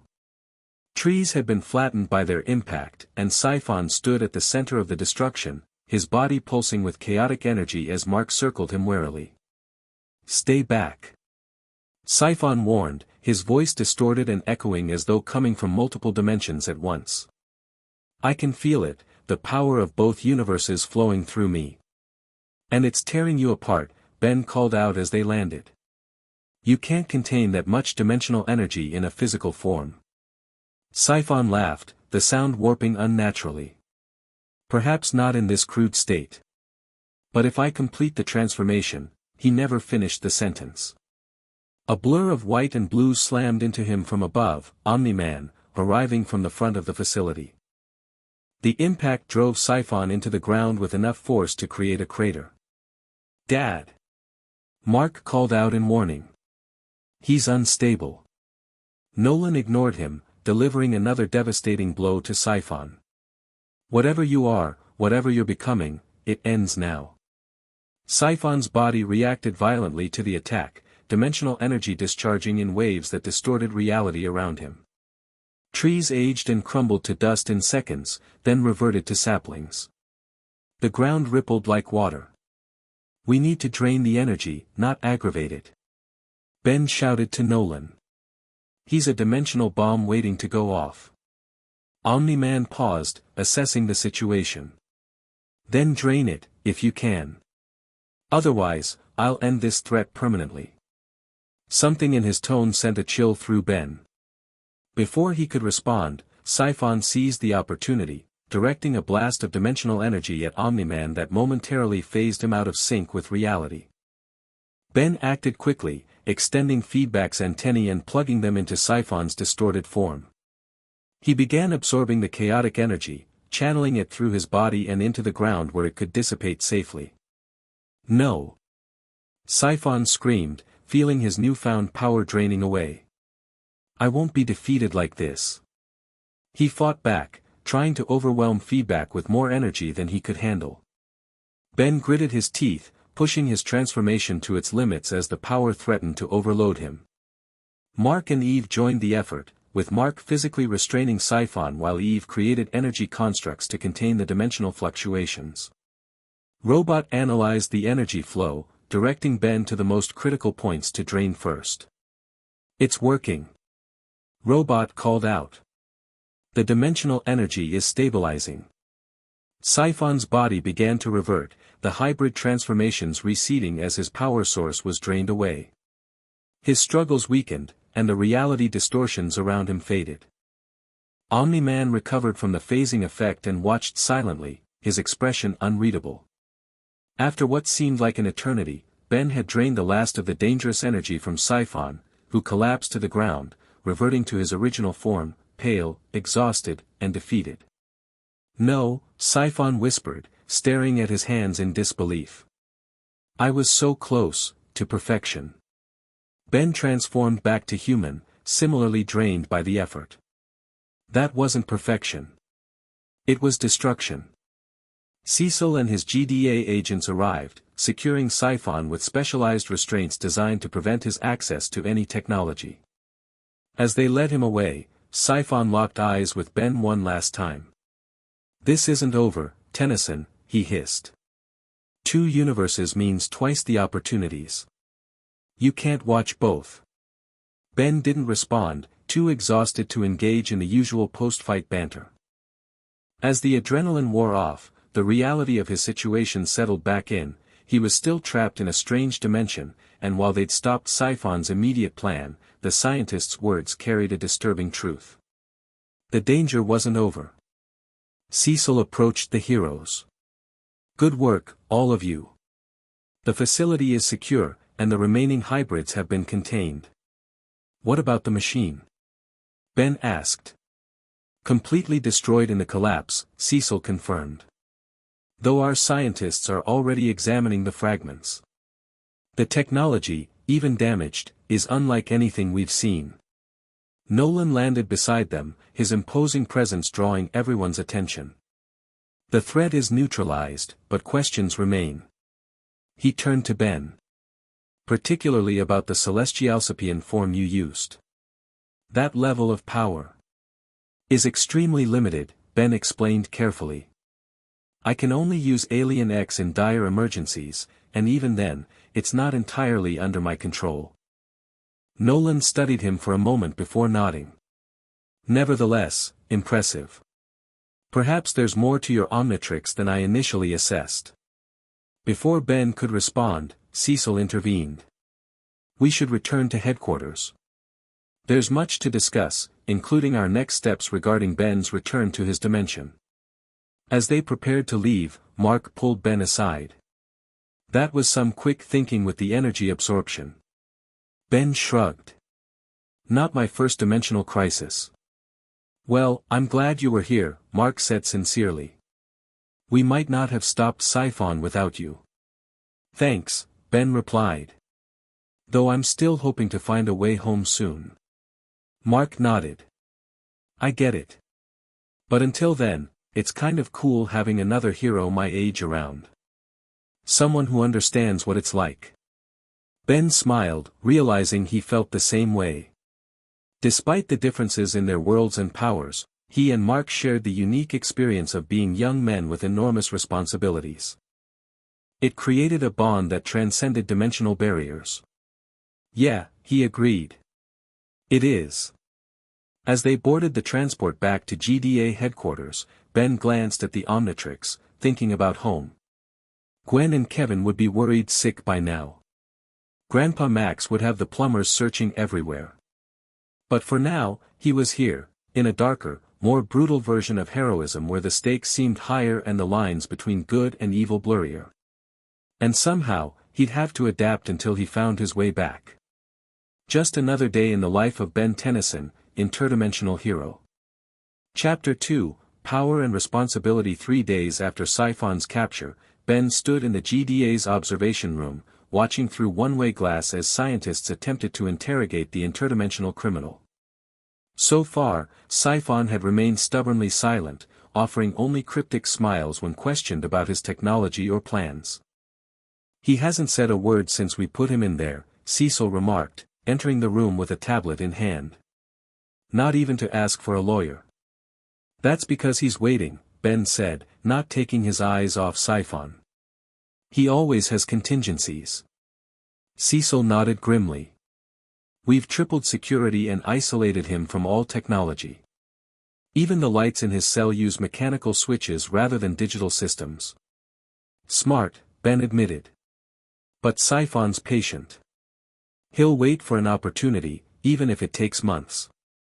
Behind them, the door opened again as Mark entered, dressed in civilian clothes, jeans and a hoodie with his high school's logo. It still surprised Ben how normal Mark looked outside his Invincible costume. "Sorry I'm late," Mark said. "Had to finish a calculus test." "Any progress?" Cecil shook his head. "None. And our scientists are still struggling to make sense of the technology we recovered from his facility." Ben turned from the window. "That's why I wanted to talk to both of you. I've been thinking about ways to get home, and I might have an idea." This caught Cecil's interest. "Go on." "The Omnitrix," Ben explained, raising his wrist. "It's not just a DNA database, it's also the most advanced piece of technology in my universe.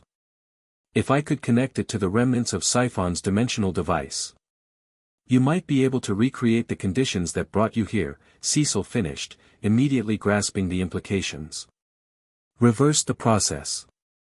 "Exactly," Ben confirmed. "But I'd need access to the equipment you recovered." Cecil considered this. "Normally, I'd refuse to let anyone near that technology, but..." He glanced at the Omnitrix. "Your device might be our best chance of understanding it anyway. Plus," Mark added, "the sooner we get Ben home, the sooner we close this dimensional door for good." Cecil nodded. "All right. I'll authorize access to Lab 7 where we're keeping the salvaged components. But I want constant supervision and full documentation of everything you do." "Deal," Ben agreed. "Though I should warn you, the Omnitrix can be unpredictable sometimes." Cecil's expression remained serious. "Everything in that lab is unpredictable. That's why we have containment protocols." He checked his watch. "I have a meeting with the director. Mark, show Ben to Lab 7. Dr. Singh is expecting you." As Cecil left, Mark grinned at Ben. "Dude, you just got access to the GDA's most restricted lab. Even I've never been allowed in there." Ben shrugged. "Dimensional crisis privileges, I guess." They left the observation room, making their way through the GDA's labyrinthine underground facility. As they walked, Ben noticed Mark seemed distracted. "Everything okay?" Ben asked. Mark sighed. "Just, school stuff. Trying to balance hero work with normal life is a nightmare sometimes." "Tell me about it," Ben sympathized. "I nearly flunked chemistry last year because a chronosapien decided to mess with Earth's timeline during finals week." Mark laughed. "Last month I missed 3 days of school fighting the secret invasion. My girlfriend thought I was ghosting her." "You still haven't told her about?" Ben gestured vaguely to indicate Mark's superhero identity. "No," Mark admitted. "Dad says civilians shouldn't know. Too dangerous for them, too complicated for us." Ben thought about his own experiences, how many times keeping secrets had backfired versus the times sharing the truth had put people in danger. "It's tough," he said finally. "Back home, my secret identity isn't so secret anymore. After saving the universe a few times, it kind of gets out." "And? Is it better that way?" Ben considered this. "Yes and no. Fewer lies to people I care about, but more attention from everyone else. Plus side, no more detention for being late."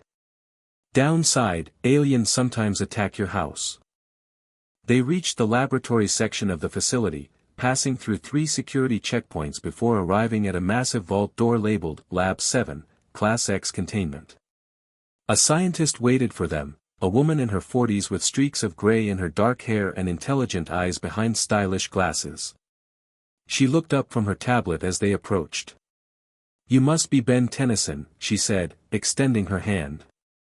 "Dr. Rashmi Singh, Quantum Physics Division." Ben shook her hand. "Nice to meet you. Cecil said you're in charge of Siphon's tech." "What's left of it," Dr. Singh confirmed, scanning her badge to open the vault door. "Most of the central machine was destroyed in the collapse, but we recovered some fascinating components." The vault door swung open silently, revealing a laboratory unlike anything Ben had seen in this dimension so far.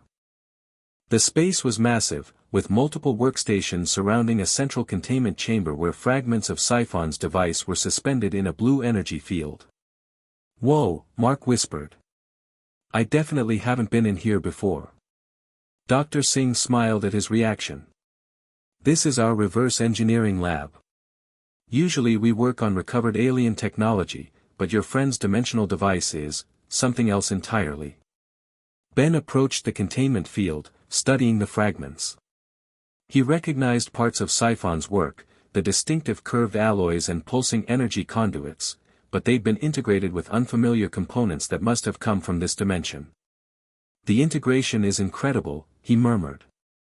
"Siphon managed to merge incompatible technologies at the quantum level." "That's exactly our assessment," Dr. Singh agreed, sounding impressed. "We can identify individual components, but the way they're fused together defies our current understanding of physics." Ben raised his wrist. "The Omnitrix might help with that. It contains a universal translator that works on technology as well as language." Dr. Singh's eyes widened. "Fascinating. A device that can interpret alien technological paradigms would revolutionize our research." "Don't get too excited," Ben cautioned. "The Omnitrix doesn't exactly have a user manual, and it tends to do things its own way." "Either way," she said, "if it can help us understand this technology, it's worth trying." "What do you need?" Ben considered the fragmented device. "First, I need to get closer to the main power source, that crystalline component there." He pointed to a pulsing purple crystal embedded in what appeared to be the remains of a control panel. Dr. Singh nodded and adjusted the containment field, creating an opening large enough for Ben to reach through. "Be careful. It emits unusual radiation patterns when disturbed." Ben twisted the Omnitrix dial, scrolling through his available transformations. "I'll use gray matter for this. His species created the Omnitrix, so he understands technology better than any of my other aliens." He selected the tiny, frog-like alien and transformed in a flash of green light. Where Ben had stood moments before, now perched a 6-inch tall gray alien with large eyes and an oversized brain. "Fascinating," Dr. Singh breathed, immediately pulling out a scanner to take readings of the transformation. Gray matter ignored the attention, focusing entirely on the technology before him. He hopped through the opening in the containment field and began examining the components with his enhanced intelligence. "Remarkable integration," he muttered in gray matter's high-pitched voice. "Siphon combined a quantum field generator with what appears to be ulticrystal technology from your dimension. The oscillation frequencies are harmonized through, that's clever." Mark watched from outside the field. "Can you understand how it works?" "Partially," gray matter replied, tiny hands carefully tracing connections between components. "The basic principle involves creating a resonance between dimensional frequencies, then amplifying it with the ulticrystal until reality itself begins to vibrate at that frequency, creating a tear." Dr. Singh was rapidly taking notes. "That aligns with our theoretical models of interdimensional travel, but we've never been able to generate the necessary energy levels." "Siphon solved that by using a feedback loop," gray matter explained, pointing to a twisted metal component. "This captures dimensional boundary energy and feeds it back into the system, amplifying the effect exponentially." He continued examining the device, occasionally connecting the Omnitrix to different components. The watch glowed with each connection, scanning and processing the alien technology. After nearly an hour, gray matter emerged from the containment field, and Ben transformed back to human form with a flash of green light. "Well?" Mark asked expectantly. Ben rubbed his temples, the residual knowledge from gray matter's analysis fading but not completely disappearing. "I think I understand enough to start working on a way home." The Omnitrix absorbed the basic schematic of the dimensional resonator. "That's incredible," Dr. Singh said, reviewing her readings. "Your transformation actually rewrote your DNA temporarily, enhancing your intelligence to process this information." "That's how the Omnitrix works," Ben confirmed. "Each alien form comes with the species' natural abilities and instincts." Dr. Singh looked like she wanted to ask 1,000 more questions, but she restrained herself. "What's the next step?" "I need to build a scaled-down version of the resonator," Ben explained. "Something that can create a stable portal back to my dimension without tearing reality apart. The Omnitrix should be able to lock onto my home universe's frequency." "We can provide whatever materials you need," Dr. Singh offered. "How long will it take?" Ben frowned, considering. "With gray matter's help, maybe a week. The components are complex, and some might need to be fabricated from scratch." "I'll assign my best engineers to assist," Dr. Singh promised. "If this works, the scientific applications could be." She was interrupted by an alarm blaring throughout the facility. Red emergency lights began flashing in the lab. "Security breach," a computerized voice announced calmly over the speakers. "Containment failure in Sector 12. All personnel initiate lockdown procedures." Mark was immediately alert. "Sector 12. That's where they're holding Siphon." Ben was already running for the door. "I told you he was waiting for an opportunity." They sprinted through the corridors, following the sound of shouting and energy weapons. As they rounded the corner to Sector 12, they found chaos, GDA agents firing at what appeared to be 3 new hybrid creatures tearing through the security checkpoints. These hybrids were different from the ones at Siphon's facility, smaller, more agile, with what appeared to be technological components integrated directly into their biology. Their skin had a metallic sheen, and their eyes glowed with the same purple energy as the ulti-crystals. "Where did these come from?" Mark shouted, immediately launching himself at the nearest hybrid. Ben activated the Omnitrix. Siphon must have hidden their DNA or embryos somewhere. Maybe even inside himself. He transformed into Heat Blast, his magma-like body illuminating the corridor. "These look different, more tech, less biological. They're after Siphon." A GDA agent shouted, pointing down the corridor where one of the hybrids was melting through the reinforced door of the detention center. Mark engaged the largest hybrid, trading blows that shook the facility. Despite its smaller size compared to previous hybrids, this one matched Mark's strength with technological enhancements that glowed brighter with each impact. Ben launched fireballs at the second hybrid, which responded by activating some kind of energy shield that absorbed the heat. Heat Blast's flames intensified as he pressed the attack. "They've adapted to our powers," Ben called out.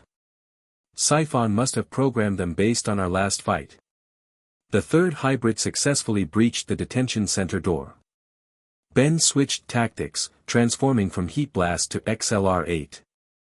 In a blur of speed, he raced past the hybrid he'd been fighting and into the detention area, where Siphon was already being freed from his restraints by the creature. "Going somewhere?" XLR-8 asked, skidding to a halt between Siphon and the exit. Siphon smiled thinly. "Tennyson. Punctual as ever. I was wondering how long it would take you to realize my little insurance policy." "Biotech hybrids," XLR-8 observed, circling Siphon and the creature at high speed.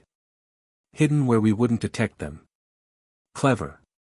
Microscopic when dormant," Siphon explained with evident pride. "I released the spores during our final confrontation.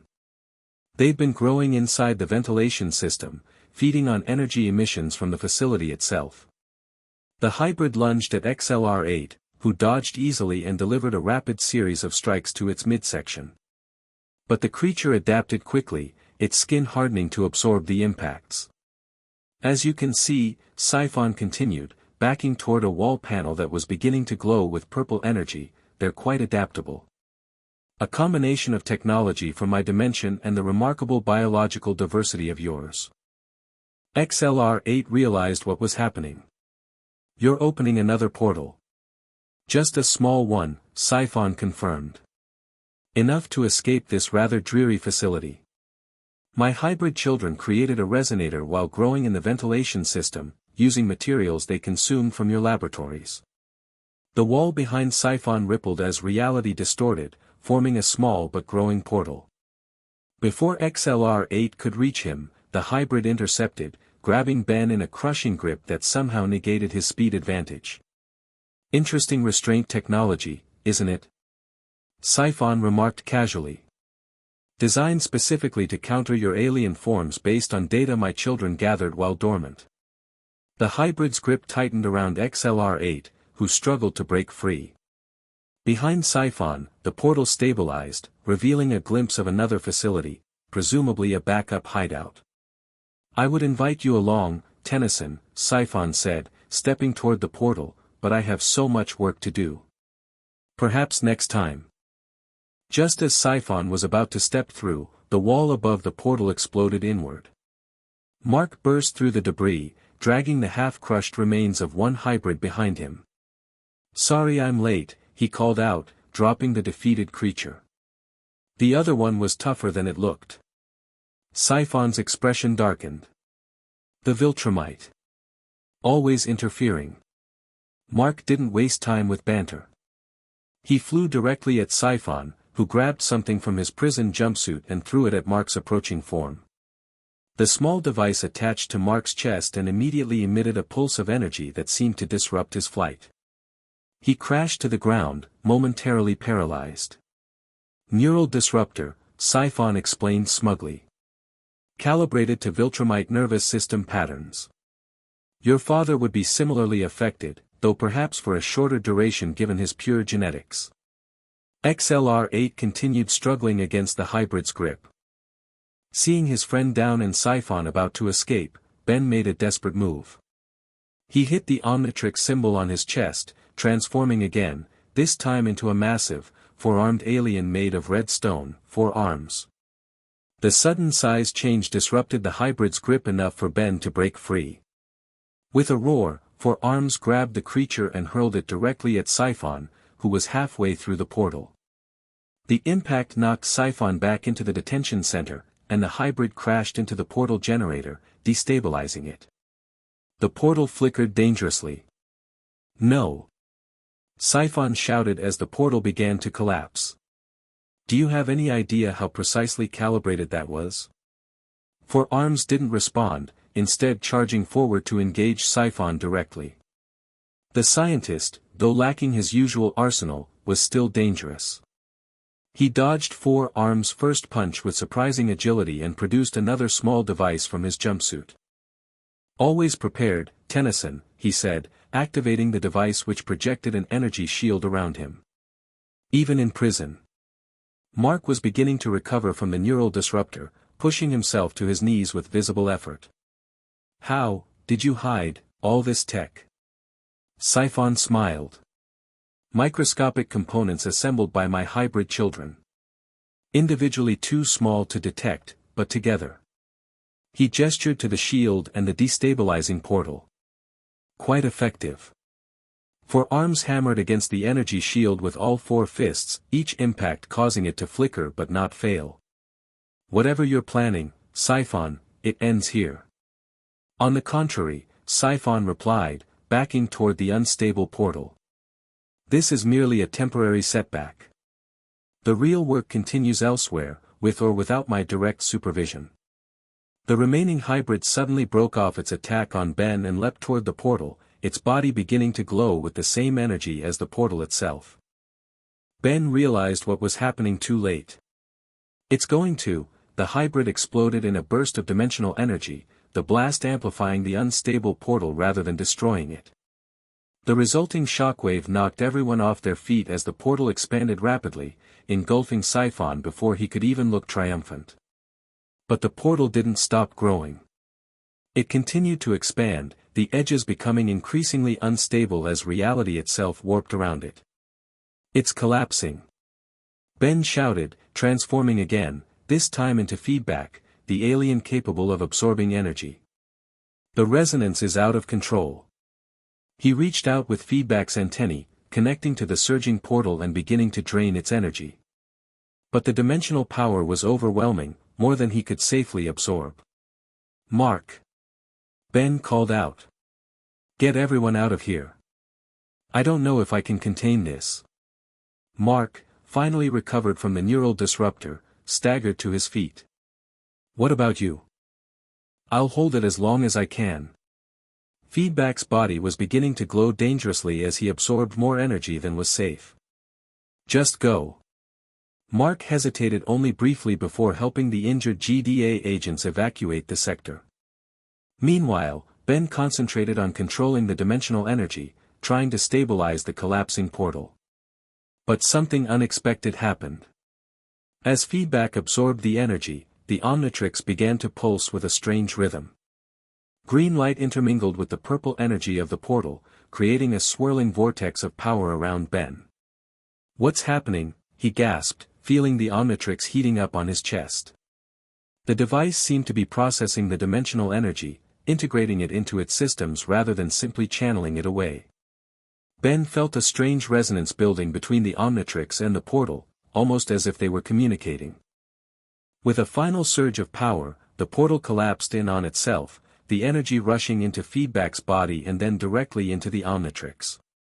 The symbol on his chest flashed brilliantly, cycling through colors, green, purple, red, and finally settling back to green, though with a subtle purple undertone that faded after a few seconds. Ben collapsed to his knees, reverting to human form as the Omnitrix timed out. He felt drained but intact, though something seemed different about the device on his wrist. It looked the same, but he could sense a change, like it had absorbed something new. Mark returned, rushing to Ben's side. "Are you okay? What happened to the portal?" "I absorbed it, I think," Ben said, staring at the Omnitrix. "But something's different. The Omnitrix did something with the energy." Cecil arrived with a full security team, surveying the destruction. "Siphon?" "Gone," Ben confirmed, standing shakily with Mark's help. "The portal took him somewhere, but I don't think it was where he intended to go. It was too unstable." "And the hybrids?" "Destroyed," Mark reported. "One sacrificed itself to amplify the portal, the other two are down." Cecil nodded grimly, then focused on Ben. "You said the Omnitrix absorbed the portal energy. What does that mean exactly?" Ben shook his head. "I'm not sure. It's done strange things before when exposed to new energy sources or DNA." He twisted the dial experimentally, bringing up the holographic interface. "Everything looks normal, but it feels different." "We should run diagnostics," Cecil decided. "Make sure that dimensional energy didn't damage it, or you." Ben nodded agreement, though privately he wasn't concerned about damage. The Omnitrix had fail-safes to protect itself and its user. No, this felt more like an integration, an adaptation. The Omnitrix had encountered something new and incorporated it, as it was designed to do. The question was, what exactly had it incorporated, and what would that mean for Ben's abilities going forward? The GDA medical bay was sterile and efficient, with technology that reminded Ben of a more advanced version of plumber facilities back home. He sat patiently as Dr. Singh ran various scanners over the Omnitrix while medical personnel checked him for radiation or other effects from the dimensional energy. "Fascinating," Dr. Singh murmured, reviewing readings on her tablet. "The Omnitrix appears to have absorbed and processed the dimensional energy signature. It's integrated the frequency pattern into its operating system. Is that good or bad?" Ben asked. Dr. Singh looked uncertain. Hard to say without understanding the device better. But theoretically, it could mean the Omnitrix now has a direct connection to the dimensional frequency of our universe. Mark, who had refused to leave despite Cecil's orders to rest, leaned against the wall nearby. So what does that mean practically? New powers? New aliens? Possibly, Dr. Singh agreed. If the device collects and stores genetic information, exposure to new dimensional frequencies might allow it to access DNA samples it couldn't before. Ben thought about this. It's happened before. The Omnitrix adapts to new situations, sometimes unlocking transformations I didn't even know I had. He twisted the dial experimentally, cycling through the holographic displays of his available aliens. Everything looked normal until he reached what should have been the end of the current playlist, where a new silhouette appeared. "Whoa," Ben said, stopping the dial. "That's definitely new." The holographic display showed a humanoid figure with a distinctive muscular build, not unlike Mark's invincible form. "That looks like..." Mark began, moving closer to examine the hologram. "A Viltrumite," Dr. Singh finished, her eyes wide with scientific interest. "The Omnitrix appears to have incorporated Viltrumite DNA into its database." Ben stared at the new transformation with a mixture of excitement and concern. "But how? I haven't had direct contact with Viltrumite DNA." "The dimensional portal," Dr. Singh theorized. "It was created using technology that had processed Viltrumite DNA. Siphon's experiments combined both universes' genetic material. When you absorbed the portal energy, the Omnitrix absorbed the genetic information too," Ben realized. "It must have reconstructed the Viltrumite genome from the traces in the dimensional energy." Mark looked troubled. "My dad's not going to like this." Ben understood his concern. Nolan had been intensely interested in the Omnitrix from the beginning, and learning it now contained Viltrumite DNA would only increase that interest, possibly not in a good way. "We should keep this between us for now," Ben suggested. "At least until I understand what this new transformation can do." Dar. Singh looked uncertain. "Protocol requires me to report all findings to Director Stedman." "And you will," Ben assured her. "Just, maybe give me a day to test this out first. If there are any dangers or side effects, I should know before we brief everyone." She hesitated, then nodded reluctantly. 24 hours. "But if there are any unusual reactions or power fluctuations, I need to know immediately." "Deal," Ben agreed. "Mark, want to help me test this out?" Mark grinned. "Dude, you might be turning into a Viltrumite. I wouldn't miss this for anything." After being cleared by medical, they headed to the GDA's training facility, a massive reinforced chamber designed to withstand superhuman combat training. Cecil had granted them access with the understanding that they were testing Omnitrix functionality after the dimensional incident. The chamber was empty when they arrived, its adaptive walls configured to a neutral setting. "So," Mark said once they were alone, "you're really going to try it?" Ben nodded, examining the new alien silhouette on the Omnitrix display. "I need to know what it can do. Especially if it's going to help me get home." "Just be careful," Mark warned. "Viltrumite powers take getting used to. When my abilities first manifested, I accidentally put my fist through a wall just trying to swat a fly." Ben grinned. "I've been doing this for 7 years. I think I can handle one new transformation." He positioned himself in the center of the chamber, took a deep breath, and twisted the dial to select the new alien. With a decisive motion, he slammed his hand down on the watch face. The familiar green light engulfed him, but with a subtle purple undertone that was new. Ben felt the transformation take hold, but it was different from his usual experiences. Instead of radical restructuring of his body, this felt more like an enhancement, his existing form becoming denser, stronger, more powerful. When the light faded, he stood in his new form.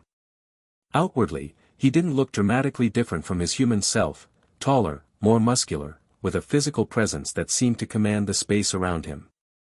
His skin had a slightly different texture, almost metallic in its resilience.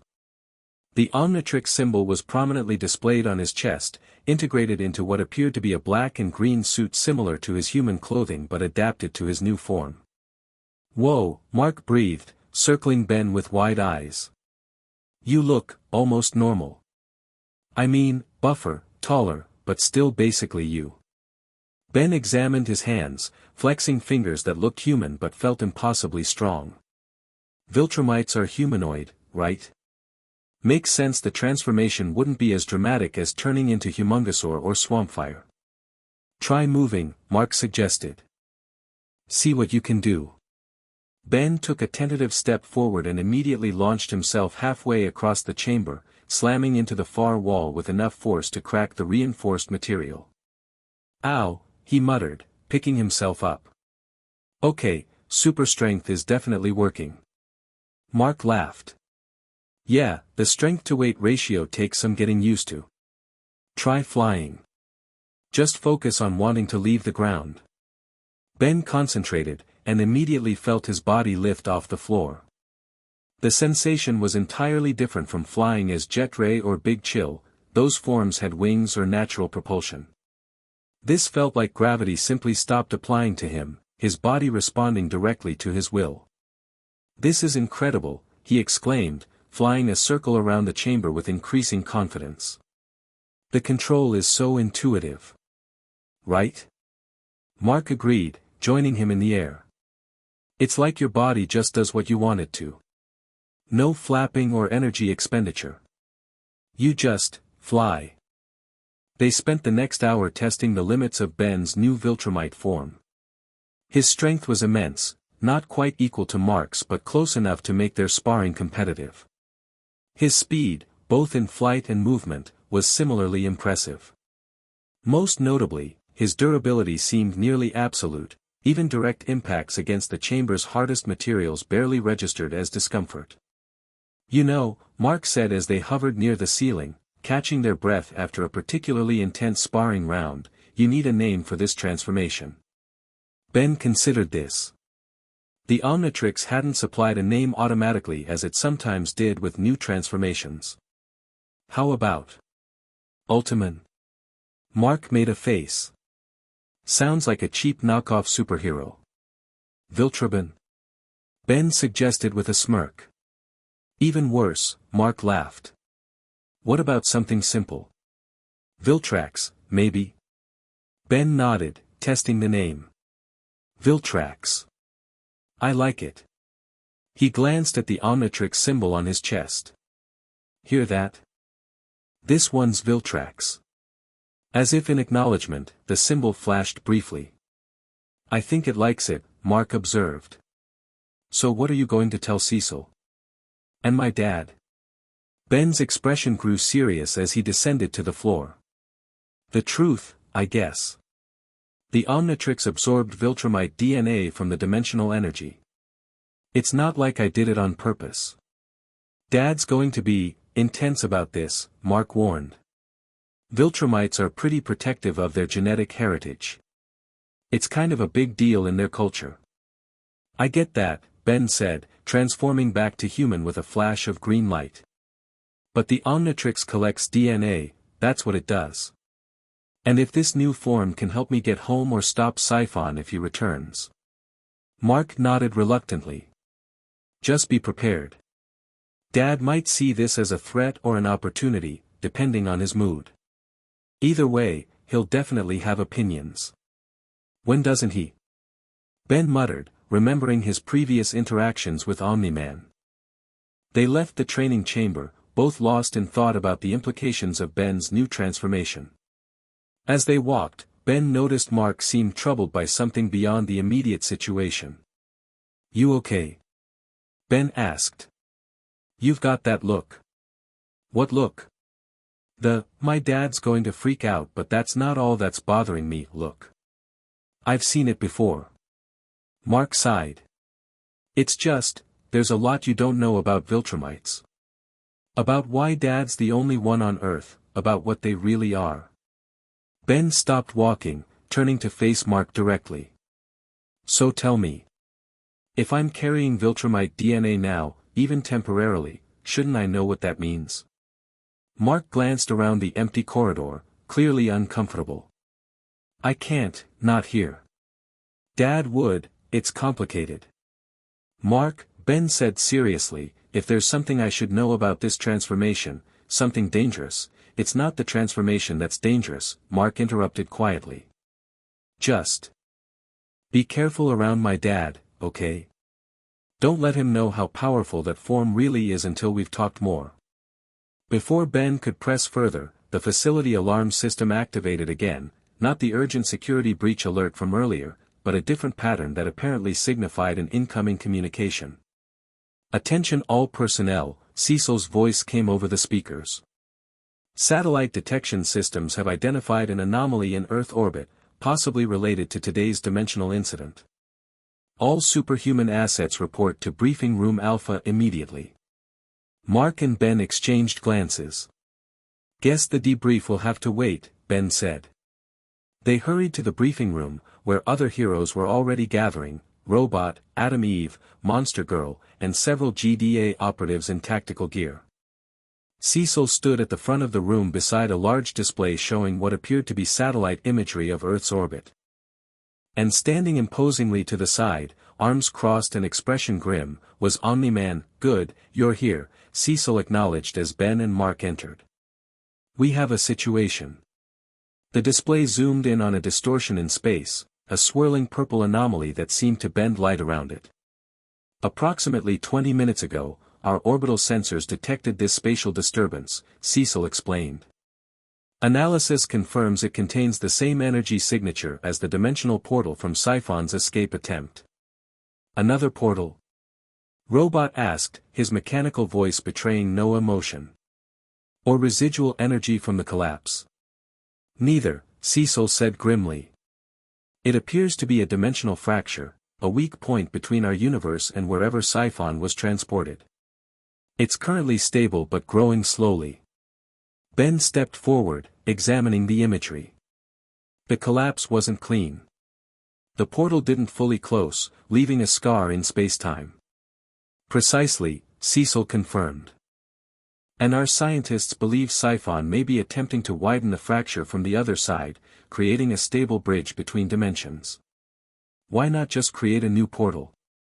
Eve asked. Why focus on this fracture? Because it's easier to widen an existing tear than create a new one, Ben explained. Like reopening a healing wound versus making a new cut. Omni-Man finally spoke, his deep voice commanding attention.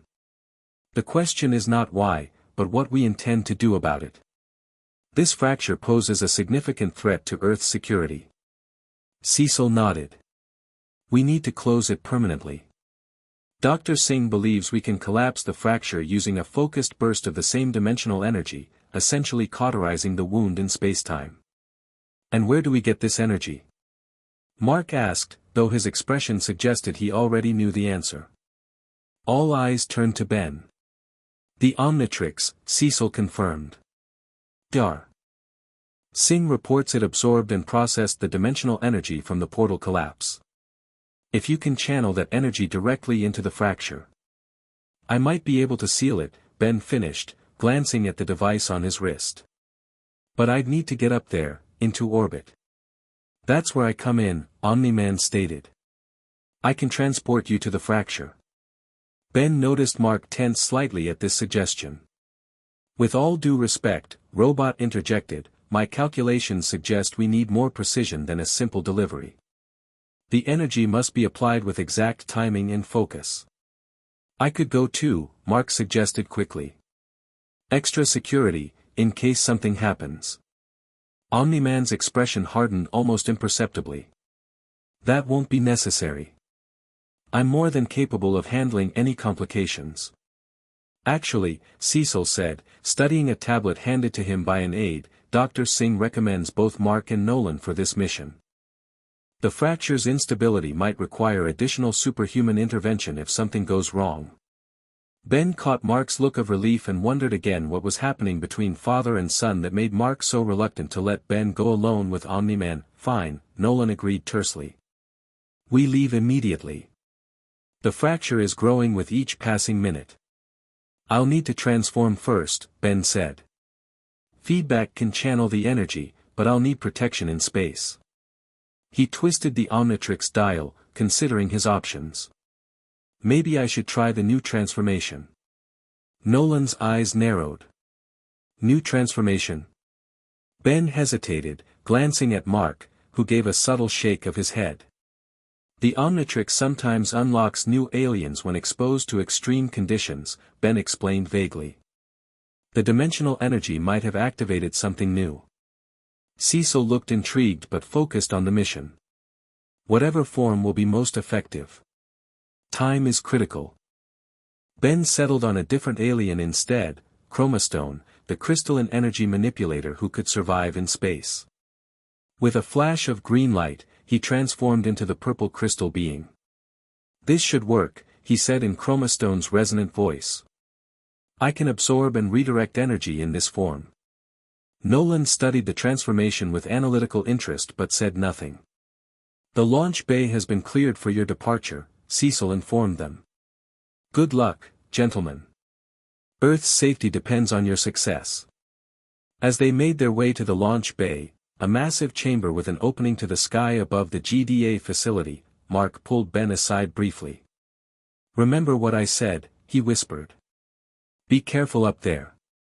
Ben nodded, still confused by Mark's concern but taking it seriously nonetheless. Whatever was going on between Mark and his father, it clearly went beyond normal family tension. The launch bay doors opened to reveal the night sky above, stars glittering in the darkness. Omni-Man took position, hovering a few feet off the ground. I'll carry you, he said to Ben. Mark, follow closely. If the fracture destabilizes, we may need to react quickly. Ben approached somewhat warily, and Omni-Man gripped him firmly around the waist. Without further ceremony, they shot upward with breathtaking speed, the air parting around them as they accelerated toward orbit.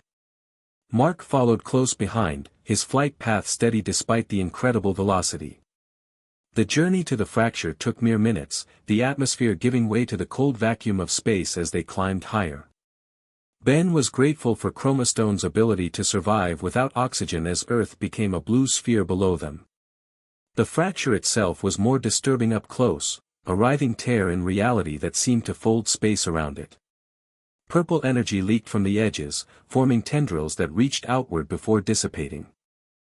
It's bigger than it appeared on the sensors, Omni-Man observed, his voice somehow carrying in the vacuum of space, a trick of Viltrumite biology, Ben assumed. And growing, Mark added, joining them. We should hurry. Ben nodded, focusing on the fracture. He could feel the dimensional energy within it resonating with something inside him, not just Chromastone's natural abilities, but the energy the Omnitrix had absorbed earlier. I need to get closer, he said. Right at the center of the distortion. Omni-Man flew them directly to the fracture's edge, pausing as energy tendrils whipped past them. Any closer and we risk being pulled in. I can handle it from here, Ben assured him. Just don't let me drift away if the energy pulse knocks me back. Omni-Man released him, and Ben floated forward, approaching the fracture carefully. Up close, he could see through it partially, glimpses of another place, shifting and unstable. Whether it was Siphon's destination or some intermediary dimension, he couldn't tell. Ben raised his crystalline hands, focusing Chromastone's energy absorption abilities. The fracture's energy began to flow into him, purple light coursing through his crystalline body. He could feel the Omnitrix processing it, combining it with the dimensional energy it had stored earlier. It's working, he called back to Mark and Omni-Man, I can feel the resonance patterns. If I reverse the flow and amplify it. He concentrated, channeling the energy through his body and into the Omnitrix, which began to glow brightly on his chest. The device processed the energy, reconfiguring it to the exact frequency needed to seal the fracture. Ben thrust his hands forward, releasing a concentrated beam of purple-green energy directly into the center of the fracture. The tear responded immediately, the edges contracting as the energy forced them together.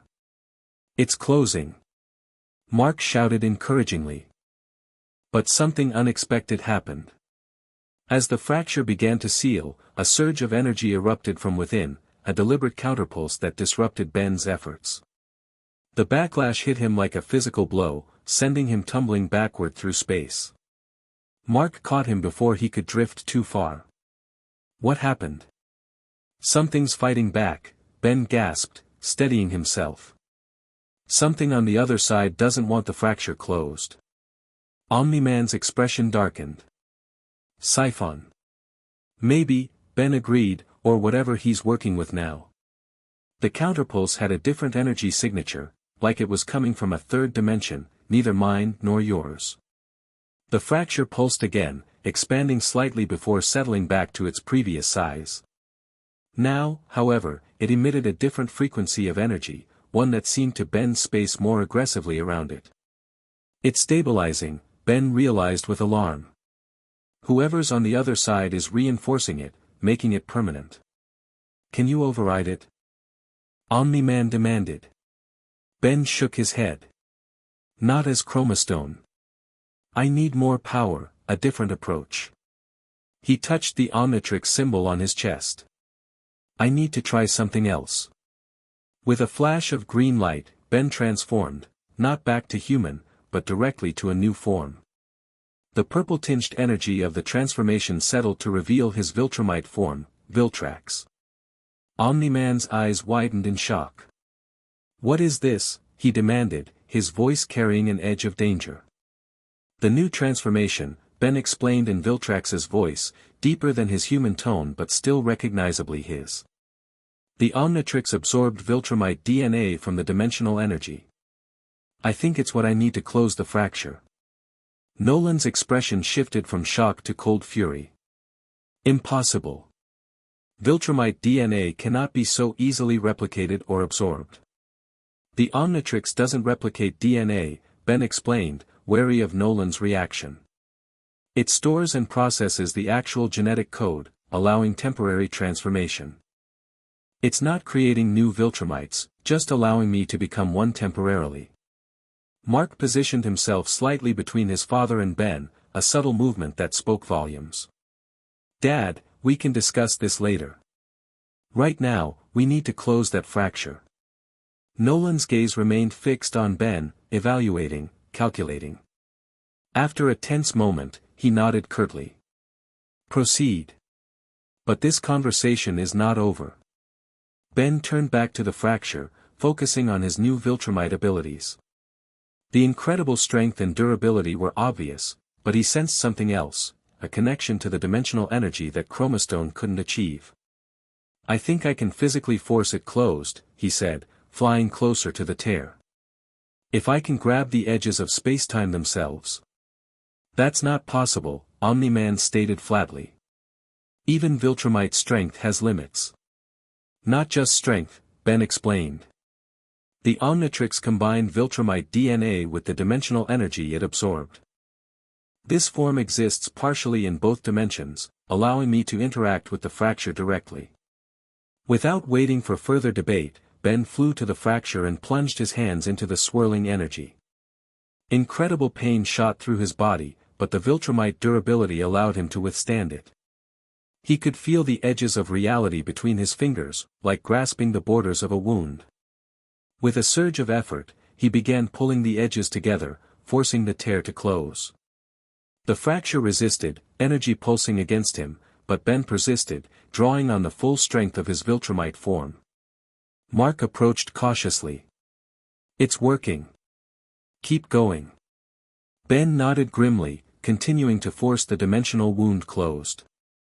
As the edges neared each other, he felt the counterforce intensify. Whatever was on the other side was fighting desperately to keep the fracture open. Then, through the narrowing gap, Ben saw something that chilled him. A face, not Siphon's, but something else entirely.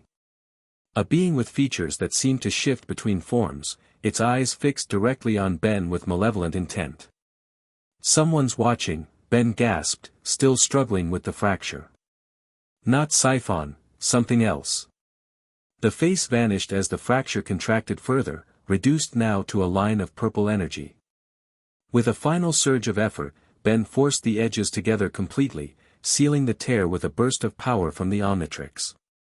The backlash knocked all three of them backward, tumbling through space momentarily before regaining control. Where the fracture had been, now only a faint glow remained, quickly fading to nothing. "You did it," Mark said, genuine admiration in his voice. "It's completely sealed." Ben nodded, exhausted from the effort. The Viltrumite form had incredible endurance, but manipulating dimensional energy had pushed even those limits. "What did you see?" Omni-Man demanded, flying closer. "You said someone was watching." "I don't know what it was," Ben admitted. "Not human, not like any alien I recognize from either of our dimensions. But it knew what I was doing, and it didn't want the fracture closed." Omni-Man's expression remained grim. "Then Siphon has found allies beyond our universe. This complicates matters. We should return to the GDA," Mark suggested, eyeing his father cautiously. "Report what happened." Nolan nodded, but his gaze remained fixed on Ben's Viltrumite form. "Yes. There is much to discuss." The return journey to Earth was tense and silent.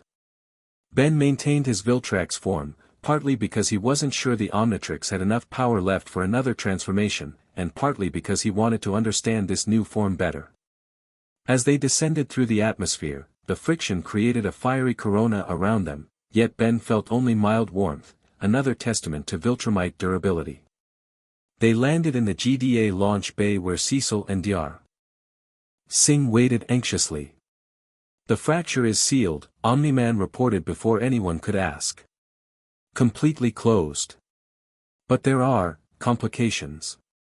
Cecil looked from Nolan to Ben's unfamiliar form, immediately grasping that something significant had changed.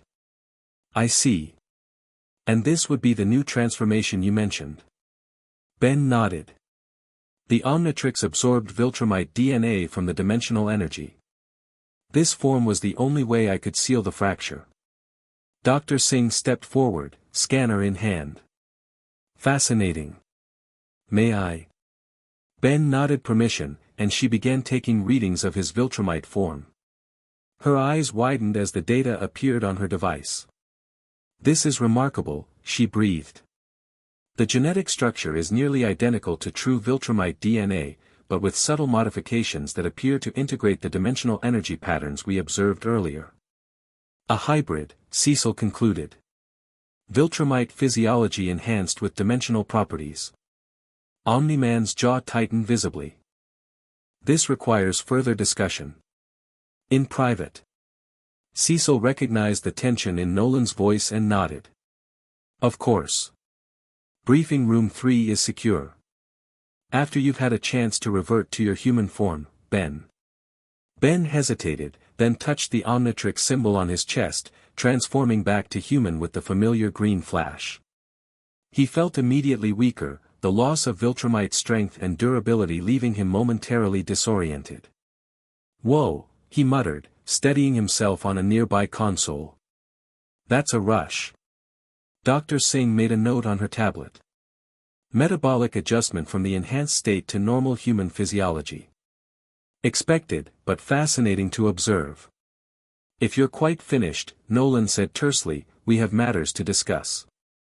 They moved to the briefing room, Cecil, Nolan, Mark, and Ben.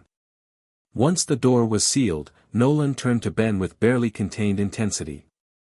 "Explain exactly how your device acquired Viltrumite DNA, and what it does with it." Ben kept his tone calm, aware of the delicate situation. "The Omnitrix is designed to collect and catalog DNA from different species. When I absorbed the dimensional energy from the portal, it contained traces of Viltrumite genetic material, probably from Siphon's experiments combining DNA from both universes." "And this transformation," Nolan pressed. "It's temporary. Not replication or cloning." "Completely temporary," Ben assured him. "When the Omnitrix times out or I choose to change back, the DNA reconfiguration reverses. I return to fully human form. No part of the Viltrumite DNA remains active in my system." Cecil watched this exchange with analytical interest. From a security perspective, this development has significant implications. A transformation with Viltrumite abilities could be invaluable in containing threats like Siphon. Or it could be a threat itself, Nolan countered. Viltrumite power is not to be taken lightly, nor should it be accessible to just anyone who happens upon it. I'm not just anyone, Ben pointed out, a hint of irritation entering his voice. I've been wielding the Omnitrix responsibly for 7 years. I've saved my universe multiple times. Your universe, Nolan emphasized. Not ours. Here, you are an unknown factor with technology we don't fully understand, now wielding power equal to the strongest beings on our planet. Mark stepped forward. Dad, Ben just saved us from a dimensional fracture that could have threatened the entire planet. He's proven he's trustworthy. Nolan's expression softened slightly as he looked at his son. I'm not questioning his intentions, Mark. I'm concerned about the precedent. If his device can absorb and replicate Viltrumite DNA so easily, what else might it do? What happens when he returns to his universe with that capability? The question hung in the air, revealing Nolan's true concern, not just about Ben's possession of Viltrumite power, but about that power leaving their universe entirely. The Omnitrix doesn't work that way, Ben explained, trying to defuse the tension. It doesn't replicate or synthesize DNA for external use. The transformations are personal and temporary. I can become a Viltrumite, but I can't create them or their genetic material.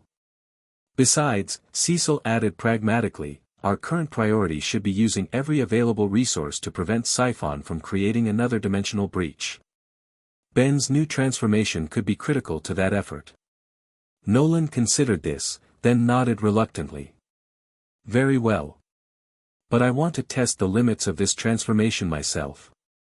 If you're going to wield Viltrumite power, even temporarily, you should understand its proper use and limitations. Ben glanced at Mark, who looked concerned but gave a slight nod of approval. Okay, Ben agreed. A training session with the expert makes sense. Tomorrow then, Nolan decided. Early morning, before Cecil's scientists begin their tests on the dimensional technology. Cecil nodded agreement. I'll arrange for use of the desert testing grounds. More suitable for Viltrumite-level training than our indoor facilities. With that settled, the tension in the room decreased marginally. Cecil moved the conversation to a detailed debrief about the fracture and what Ben had seen through it, the unknown entity watching from the other side. Could it have been a native of your dimension? Cecil asked. Some species you recognize? Ben shook his head. No, it was something new. The face was fluid, constantly shifting. Like it couldn't decide on a single form. A shapeshifter? Mark suggested. More fundamental than that, Ben tried to explain. Not changing shapes consciously, but existing in multiple forms simultaneously. Like it was, dimensional itself somehow. Cecil looked troubled by this description. A dimensional being with apparent hostility toward our universe. This adds another layer of concern to Siphon's activities. If he's allied himself with entities from beyond both our dimensions, Nolan observed grimly, his threat level has increased substantially. The debriefing continued for another hour, covering every detail of the fracture sealing and speculating about Siphon's possible locations and plans. By the time they finished, it was past midnight, and exhaustion was evident on everyone's faces, except Omni-Man's, who seemed as alert and intense as ever. Get some rest, Cecil advised as they concluded. Especially you, Ben. After what your body just went through with that transformation, you need recovery time. Ben nodded gratefully. The Omnitrix showed a full charge, but he felt drained on a deeper level. Manipulating dimensional energy had taken more out of him than he'd realized.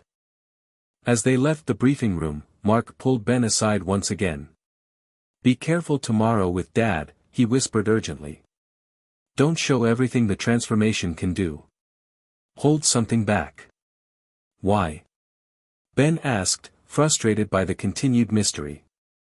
What aren't you telling me about Viltrumites? About your father? Mark's expression was pained. I can't, not yet. Just trust me on this, okay? I'll explain everything soon, I promise. Before Ben could press further, Nolan called for Mark to join him.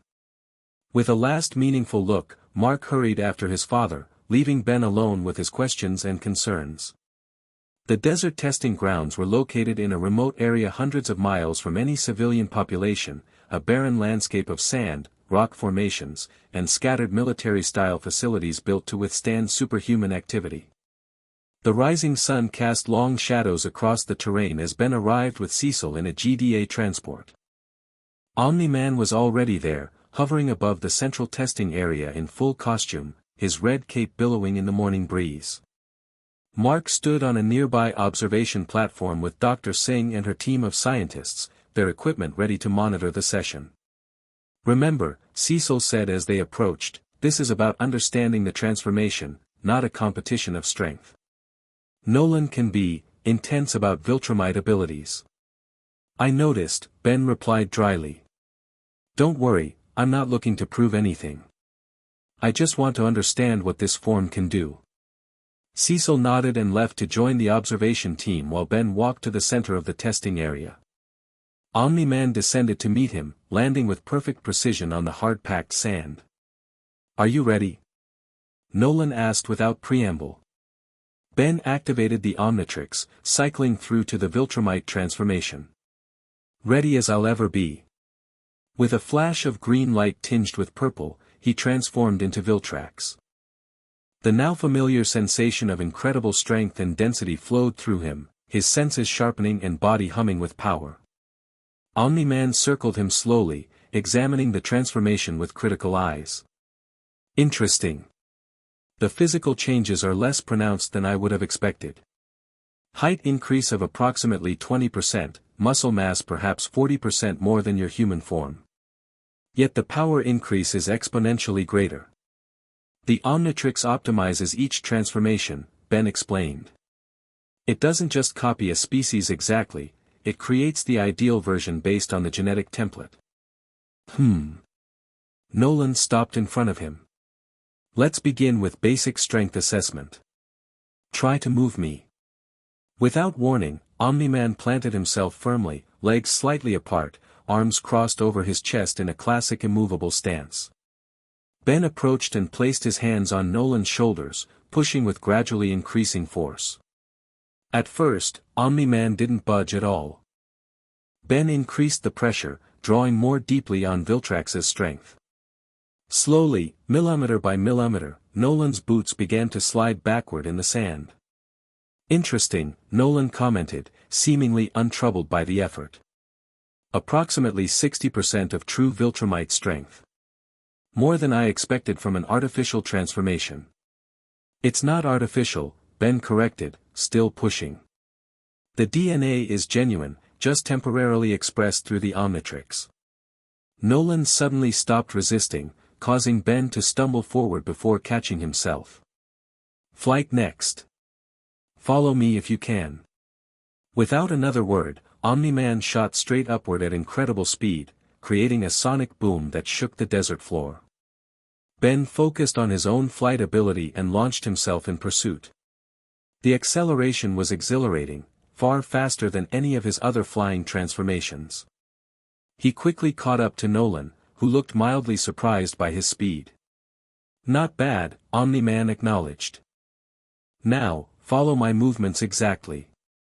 What followed was essentially an aerial obstacle course, with Nolan performing increasingly complex maneuvers, tight turns, sudden stops and accelerations, corkscrewing dives, and precision hovering. Ben matched him move for move, the Viltrumite form responding to his mental commands with incredible precision. Your neural connection to the transformation is impressive, Nolan observed as they hovered high above the desert. Most new Viltrumites require months of training to achieve that level of flight control. Ben accepted the rare compliment with a nod. The Omnitrix facilitates the neural pathways. It's like having muscle memory for abilities I've never actually used before. Let's test durability, Nolan decided, gesturing toward the ground. After you. They descended to a section of the testing grounds featuring various weapons systems designed to test superhuman resilience. Under Nolan's direction, Ben withstood increasingly powerful attacks, ballistic missiles, energy weapons, even a device that simulated the heat and pressure of a building collapse. Throughout it all, Viltrax's form remained essentially undamaged, though Ben felt the impacts more than Nolan seemed to when he demonstrated the same tests. Approximately 70% durability compared to a mature Viltrumite, Nolan assessed. Impressive for a transformation, but not invulnerable. The testing continued through the morning: speed trials, reflex assessments, sensory acuity tests. With each evaluation, Ben could sense Nolan's surprise at the transformation's capabilities, though the Viltrumite hero kept his expressions carefully neutral. Finally, they returned to the central area for what Nolan described as practical combat assessment. Mark looked concerned from the observation platform but made no move to intervene. "Attack me," Nolan instructed, taking a defensive stance. "Don't hold back. I need to see how the transformation handles in actual combat." Ben hesitated. "Are you sure?" "I don't want to, I assure you," Nolan interrupted with the faintest hint of condescension. "You won't hurt me. Now attack. Full strength." Something in his tone irked Ben, and he decided to comply without further hesitation. Drawing on Viltrax's full power, he launched himself at Omni-Man with blinding speed, fist extended in a classic flying punch. Nolan sidestepped with casual ease, grabbing Ben's outstretched arm and using his momentum to fling him into a nearby rock formation. The impact shattered the massive boulder, but Ben felt only mild discomfort as he extracted himself from the debris. "Too direct," Nolan critiqued. "Viltrumite combat isn't about brute force alone. It's about applying overwhelming power with precision and strategy." Ben nodded, absorbing the lesson. He attacked again, this time feinting with a direct approach before changing trajectory at the last moment, coming at Nolan from an unexpected angle. The surprise was evident on Omni-Man's face as Ben's fist connected with his jaw, actually moving the elder Viltrumite several feet backward. Nolan touched his face, a look of genuine respect briefly crossing his features. "Better," he acknowledged. Again.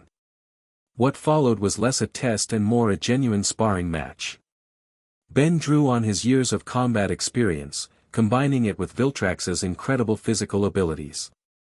He couldn't match Nolan's raw power or centuries of fighting experience, but the unpredictability of his style kept the elder Viltrumite working to maintain his advantage.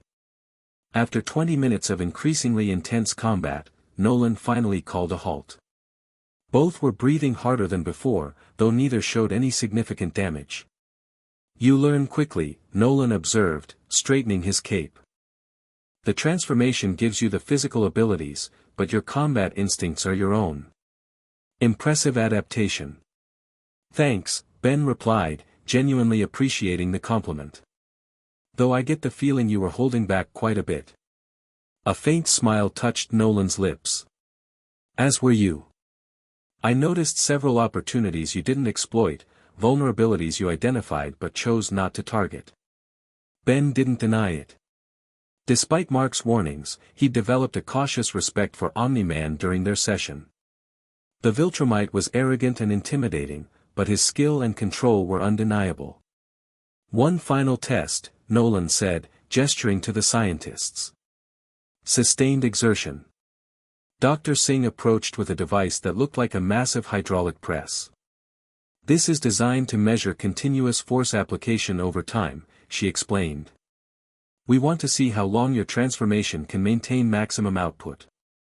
Ben positioned himself under the press as instructed. When activated, the machine began applying counterpressure, forcing him to exert continuous strength to prevent it from crushing him. The pressure increased steadily, requiring more and more of Viltrax's power to resist. As the minutes ticked by, Ben began to feel the strain. Not physical exhaustion exactly, Viltrumite physiology seemed nearly immune to that, but a different kind of limitation. He could sense the Omnitrix working harder to maintain the transformation under the sustained pressure. "The energy consumption rate is increasing exponentially," Dr. Singh observed, watching her instruments. The Omnitrix appears to be approaching a threshold. Ben felt it too, the familiar warning sensation that preceded a timeout. I think I'm about to change back, he warned, still holding the press at bay. Nolan nodded to the scientists, who immediately began reducing the pressure. Just as the machine powered down, the Omnitrix symbol on Ben's chest began flashing red, and with a surge of energy, he reverted to human form. The sudden loss of strength left him momentarily disoriented, and he staggered before Mark appeared at his side, helping him to a nearby bench. "You okay?" Mark asked with genuine concern. Ben nodded, catching his breath. "Yeah, just the usual transformation whiplash. Going from super strength to normal human in an instant takes some getting used to." Dr. Singh approached with a water bottle and energy bar. "Your vital signs are fluctuating but stabilizing. The transformation appears to place significant demands on your body's energy reserves." "That's normal," Ben assured her, gratefully accepting the refreshments. "The Omnitrix protects me from any permanent effects, but yeah, it takes a lot out of me." Omni-Man landed nearby, his expression thoughtful as he watched Ben recover. After a moment, he approached. "The transformation is more complete than I anticipated," he said. "Not just physical mimicry but a genuine expression of Viltrumite physiology, albeit temporary." He paused, seeming to choose his next words carefully. "Such power requires responsibility and understanding. Before you use it again, we should discuss Viltrumite heritage in more detail." Ben glanced at Mark, whose expression had grown guarded again. "I'd appreciate that," Ben said honestly. "The more I understand about each transformation, the better I can use it." Nolan nodded, apparently satisfied. "This evening then, at my home. There are aspects of Viltrumite culture and history that aren't common knowledge but that you should be aware of now that you carry our DNA, however temporarily." Without waiting for a response, he turned to Cecil. "The transformation is stable and controlled. I have no further security concerns at this time." Cecil looked relieved. "Good. Then perhaps we can focus on the more pressing issue of preventing another dimensional breach." "Speaking of which," Dr. Singh interjected, checking her tablet, "my team has made progress with the dimensional resonator technology. With Ben's insights and the data we collected during the fracture sealing, we believe we can create a controlled portal generator." Ben sat up straighter, hopeful for the first time in days. "A way home?" "Potentially," she confirmed. "The calculations are complex, and will need more of your input, but yes, we may be able to create a stable bridge to your dimension within a few days." The news lifted Ben's spirits considerably. As much as he'd come to appreciate aspects of this darker, more intense universe, and the friends he'd made in it, the thought of returning home filled him with relief. Gwen, Kevin, Grandpa Max, they must be frantic with worry by now. "That's great news," he said sincerely. "Whatever you need from me, just ask." Cecil nodded approval. "Dr. Singh's team will continue their work today. In the meantime, you've earned some rest after this morning's exertions." As the group dispersed, Mark pulled Ben aside once again. "About tonight, with my dad." "Let me guess," Ben said wearily, "be careful, don't trust him completely, there's something you can't tell me yet." Mark had the grace to look embarrassed. "I know it sounds paranoid. Just, keep your guard up, okay? Dad's interest in the Omnitrix isn't entirely scientific." Ben studied his friend's troubled expression. "Mark, whatever's going on between you and your dad, whatever secret you're keeping, it's affecting your judgment. If there's something I should know about Viltrumites that might put me in danger, you need to tell me." Mark opened his mouth as if to confess, then closed it again, conflicted. "Tonight," he finally said. "After you talk with Dad. I promise I'll explain everything then." Before Ben could press further, Cecil called for Mark, requesting his assistance with some security matter. With a last meaningful glance, Mark hurried away, leaving Ben alone with his thoughts and the now recharging Omnitrix. The Grayson household looked as normal and suburban as it had during Ben's first visit, a strange contrast to the day's earlier activities. Debbie Grayson welcomed him warmly at the door, either unaware of or choosing not to mention the morning's Viltrumite testing session. "Nolan's in the study," she said after offering Ben a drink. "Mark called to say he'll be a bit late, something about helping Cecil with security protocols at the GDA." Ben thanked her and made his way to the familiar wood-paneled room where Nolan waited, dressed in casual clothes rather than his hero costume. He was standing before a bookshelf, examining what appeared to be an ancient text. "Ben," he acknowledged without turning around. "Thank you for coming. Please, sit." Ben took a seat in one of the comfortable armchairs, watching as Nolan carefully replaced the book and turned to face him. "I imagine you have questions about Viltrumites," Nolan began, taking his own seat across from Ben. "Especially now that you carry our DNA, however temporarily." "A few," Ben admitted. "Mark's been pretty vague about your species' background." A flicker of something, annoyance, concern, crossed Nolan's face at the mention of his son. "Mark is still learning about his heritage. There are aspects of our culture and history that I've introduced gradually." "Because?" Nolan studied Ben for a moment before responding. "Because Viltrumite history is complex and not always aligned with Earth values. Our civilization evolved differently, prioritizing strength and genetic purity in ways that might seem harsh to human sensibilities." Ben had encountered plenty of species with alien moral codes before. "I understand cultural differences. The Omnitrix has exposed me to hundreds of species with their own ethics and values." "Perhaps," Nolan conceded. "But Viltrumites are unique. We were not always as you see us now, powerful, disciplined, advanced. Our evolution was accelerated by choice." "Meaning?" "Meaning," Nolan continued carefully, "that thousands of years ago, our society was divided, weak and strong, genetic anomalies and pure specimens. A great culling was enacted, removing the weak genes from our pool. Only the strongest half of the population survived to reproduce." Ben couldn't hide his shock. "Your people committed genocide against themselves." "We call it evolution by choice," Nolan corrected, though without defensiveness. "The result was a stronger, more unified species, one that soon dominated our world and eventually expanded to others. Through conquest," Ben guessed, "pieces falling into place." Nolan nodded, watching Ben's reaction closely. "The Viltrumite Empire spans hundreds of worlds. Earth is just one of many planets selected for integration." The implications were clear, and Ben finally understood Mark's reticence and warnings. "You're not just Earth's protector. You're its conqueror." "I prefer the term evaluator," Nolan said mildly. "I was sent to assess Earth's potential and prepare it for Viltrumite guidance. A process that takes decades, hence my integration into human society, my family, my hero persona." Ben's mind raced, processing this revelation.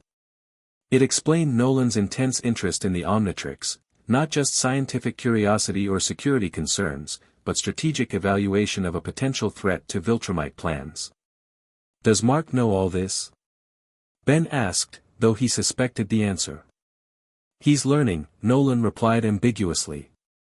"Mark is half human, raised with human values. His perspective on our mission is evolving." Ben chose his next words carefully, aware of the dangerous ground he was treading. "And you're telling me all this because?" "Because you now carry Viltrumite DNA, even if temporarily," Nolan explained. "That creates a connection, a right to know the truth about the power you wield. And because your dimension-jumping device presents both opportunity and concern for our empire." "The Omnitrix isn't a weapon," Ben stated firmly. "Perhaps not by design," Nolan agreed. "But its potential cannot be denied. A device that can absorb and process any species' DNA, granting their abilities temporarily but without limitation, the strategic applications are immense." Ben tensed, sensing the conversation's true purpose emerging. "The Omnitrix stays with me. It's bonded to my DNA, and it's my responsibility. Of course, Nolan said smoothly. I'm merely suggesting that cooperation between you and the Viltrumite Empire could be mutually beneficial. Your knowledge of multiple species combined with our resources and reach. You want to use the Omnitrix to advance Viltrumite conquests, Ben concluded, standing abruptly. To incorporate new abilities into your forces. Nolan remained seated, his posture relaxed despite the tension. I want to explore possibilities. Your device clearly has the capacity to process and incorporate Viltrumite DNA. The reverse could also be true, enhancing Viltrumite capabilities with DNA from your universe. Ben took a step back, hand hovering near the Omnitrix. That's not how it works, and even if it was, I wouldn't help an empire built on genocide expand its power. Strong words from someone who just this morning enjoyed wielding that very power, Nolan observed, still unnervingly calm. Before you make judgments based on human morality, consider the results. Viltrumite rule brings stability, advancement, purpose. Planets under our guidance prosper, albeit under firm direction. I've heard that justification before, Ben replied. From Vilgax, from the High Breed, from a dozen other conquerors. It always ends the same way, with subjugated worlds and suffering people. Nolan finally stood, his imposing presence filling the room despite his casual clothing.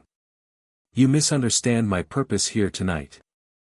I'm not asking for your help, merely offering context for the power you now temporarily possess. What you do with that information is your choice. The subtle thread in his words wasn't lost on Ben. Before he could respond, the front door opened and closed, followed by Mark's voice calling out. Dad? Ben? Sorry I'm late. Mark appeared in the study doorway, immediately sensing the tension between them. Everything okay in here? Fine, Nolan replied smoothly. I was just explaining some aspects of Viltrumite history to Ben. Cultural context for his new transformation. Mark's eyes flicked to Ben questioningly. Yeah, Ben confirmed, not breaking eye contact with Nolan. Very educational. Lots of context. Understanding dawned in Mark's expression. Dad, you didn't. The truth is not something to be ashamed of, Mark, Nolan stated firmly. Ben carries Viltrumite DNA now. He deserves to know what that means. I think I've learned enough for one night, Ben said, moving toward the door. Thanks for the history lesson. Mark, walk me out. Mark nodded quickly, relief evident in his posture. Consider what I said, Nolan called after them. About potential cooperation. The offer remains open. Outside, the night air felt cool and refreshing after the stifling tension of the study. Mark and Ben walked in silence until they reached the sidewalk, well away from the house. He told you, Mark said, not a question but a statement. Ben nodded. About the Viltrumite Empire. The culling. Earth being prepared for integration. Mark ran a hand through his hair, looking simultaneously relieved and more stressed. I've been trying to find a way to tell you without, it's complicated. Because he's your father, Ben finished for him. And you're caught between worlds. Yeah, Mark confirmed quietly. I only found out recently myself. All this time, I thought he was Earth's greatest hero, and then. He trailed off, the weight of the revelation still clearly heavy on him. Does your mom know? Mark shook his head. No. And the GDA doesn't either, as far as I know. Just me, and now you. What are you going to do about it? Ben asked carefully. Mark looked up at the stars, his expression troubled. I don't know yet. I'm trying to change his mind, show him that Earth should be protected, not conquered. That humans deserve to determine their own fate. And if you can't convince him? The question hung in the air between them, heavy with implications. Mark finally met Ben's gaze, determination hardening his features. Then I'll stop him, he said simply. Whatever it takes. Ben nodded, understanding the terrible position Mark was in. For what it's worth, I think you're making the right choice. And if I'm still here if it comes to that, I'll help however I can. Thanks, Mark said, genuine gratitude in his voice. I was afraid you'd think I was a potential threat too, being half Viltrumite. Dude, I've been judged because of the Omnitrix enough times to know better than to define someone by their DNA, Ben assured him. It's our choices that matter, not our genetics. They stood in silence for a moment, the weight of shared secrets creating a deeper bond between them. So what now? Mark finally asked. Dad's obviously interested in the Omnitrix. He won't give up easily. I focus on getting home, Ben decided. Dr. Singh thinks they're close to creating a stable portal. Once I'm back in my dimension, the Viltrumite DNA goes with me, out of your father's reach. Mark nodded agreement. I'll help however I can. And I'll try to keep Dad distracted with other matters. As they prepared to part ways, Ben had one more question. Why did he tell me the truth? He had to know I wouldn't support Viltrumite conquest. Mark considered this. Two possibilities. Either he genuinely believes you might see value in their methods once you experience Viltrumite power for yourself. Or he's testing you, Mark said grimly. Evaluating whether you're a threat that needs to be eliminated before you return to your dimension with Viltrumite DNA and knowledge of their plans. The implication sent a chill through Ben. Great. So I either join the Empire or become its target. Pretty much, Mark confirmed. Which is why we need to get you home as soon as possible. With that sobering thought, they parted ways, Mark returning to his complicated home life, and Ben heading back to the GDA facility where he hoped Dr. Singh's team was making progress on his ticket home. Neither of them noticed the small drone hovering in the darkness above, recording their entire conversation before silently flying away toward the city. The next morning, Ben joined Dr. Singh's team in their laboratory, where significant progress had been made on the dimensional portal generator. Using components salvaged from Siphon's device combined with GDA technology, they had constructed a prototype that stood in the center of the room, a ring-shaped structure surrounded by control consoles and power regulators. It's still experimental, Dr. Singh cautioned as Ben examined the device. We can generate a dimensional field, but targeting your specific universe remains challenging. There are infinite. Something went wrong with this response, please try again. Open and continue from the next chapter. The end. Thank you for watching this video. Please be sure to subscribe to our channel and like this video.